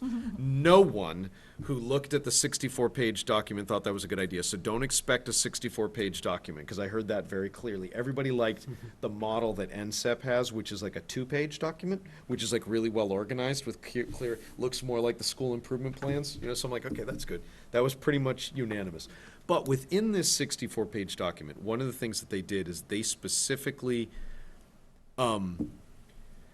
articulated partnering or connecting with their town partners around the town's sustainability and climate action plan. And so one of the things that I think we should be doing is, and so what I've written right here, and again, we'll see what it looks like and as people respond to it, but is to collaborate with town partners to support goals specifically outlined in the Westford's climate roadmap authored by the Clean Energy and Sustainability Committee. Because one of the things that I learned, I didn't articulate this in the entry plan, I really kind of learned it beforehand, and it's just something that I think we've all kind of realized, is that with our town partners, while there's a desire to collaborate and work together, there are times when the schools don't know what the town's doing and the town doesn't know what the school's doing. And I think the DEI committee is a perfect example, right? We had a DEI committee that was established by the town. I had been on the Westford Public Schools DEI team, which had different names over the last 7 years. And in becoming the superintendent, I learned that there was a DEI committee in Westford. I didn't know that, right? And so I feel like we should not have separate sustainability and climate goals for the schools. We should be looking to see what's the work that someone else has already articulated and what can we do to support that. And so I've shared that with Sue Thomas, who's our new sustainability coordinator, and members of the Clean Energy and Sustainability Committee, and I think you can imagine they're very excited about that. I don't know what it looks like, but it might mean that one school tackles one thing and another school tackles something else. But I feel like that also directly speaks to the passion that our students have about their own futures as well too. So those are the 4 priority areas that I think are, while some of them sound specific, I really believe that they're really large enough that the action items are enough that it'll clearly be worth 3 to 4 years investment of energy and focus, and that the schools can all tap into it in different ways. They can find something that resonates. Yeah, yeah. And that's age appropriate, right? That makes sense for them. Yeah. So that's kind of the prior, so the goal here is that I shared this with you. I'm actually gonna write it in a nicer way than I have. Right now, I'm just working off a Google Doc where I've kind of pulled it all together. But I'm gonna share those priority areas with the SACs specifically first and get their feedback. And then I'll share it with other groups as well too, to find out what does that look like. I feel like each of the schools, if it's something that's meaningful and it works for them, they're gonna have to be able to develop action items that would support it. And if they can, great. If they can't, then that's gonna be important information for me. I know we're talking about the priority areas. Are we also looking at kind of reevaluating the core values and goals and the kind of We are going to look at like Yeah. our mission. We're going to look at things that we're Yeah. going to say, okay, what are things that need to change with that? Do things need to change with that? There are things that I think, there are some things that we identified as core values in the past that somebody today might not say those might not be core values. It's not that they're not accurate, it's that they might not be the way that you articulate that. And so that piece is going to be, as we then start to look at the model that NCEP has provided, which school districts have been using now of this new form, it'll be like, okay, well, what the priority areas is major, the action items is major, the mission, the vision, and the core values, it's like, okay, well, as we put those in there, do we think that there are adjustments that need to be made? And those will be part of the conversations as well, too. Does the INSIP have those 3 categories, though? Does it call them the same thing, or does it do something I'd have to different? look to see Okay. exactly. I actually don't think they curious. have all 3 of them. I think they have 2 of them. Because I always feel like 3, I'm always like, I feel Yeah. like, wait, I feel like which it's is changed. Like, what is, how is this different from? They were all different. When we looked at the different Yeah. models, they were all different. Wasn't there one of them that actually like defined what each meant, if I remember It did, correctly? and Yeah, that it was probably a couple of pages in Oh, itself. into- Yeah, right. Well, I think, I mean, it's exciting just to get the kind of the teaser glimpse at these priority areas. I think if you asked the people at this table to list their top few priority areas and we put them in a hat, or we aggregated them, I'm guessing there'd be a lot of overlap. So I think that's Yeah. So great you too. think kind of the end of November, we kind of get some feedback on what's coming out of the SACs? I think it'll I mean, I would like, ideally, this would help lead our budget process, right? So that's why it's important for us to have our goals in line, even if it's not yet been formalized and approved by you yet, that it's important that that's at least working in tandem with our budget process. I would expect December that I would have feedback from the SACs, because I want to give them October and November, so I don't know if end of November, it might, because they all have their meetings at different times. Yeah. Sorry. So so one of the models right here, they have an overarching vision and they have an overarching theory of action. And then there are people who are like, they don't believe in the theory of action. They want something else. So, so it's, okay, where's the, I know this is the one.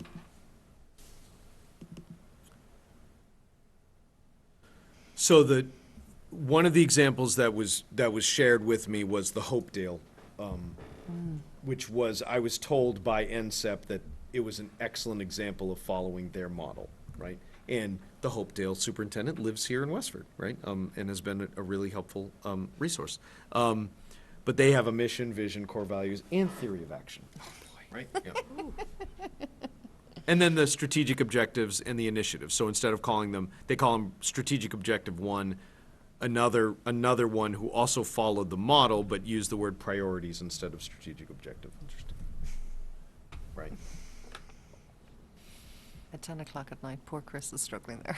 Yeah. So there you go. Great. Comments or questions on that SDIP update? I appreciate the sneak peek, and I feel like it was very reflective of, you know, the conversations that were had over the summer. So, great, looking forward to hearing more. A lot going on.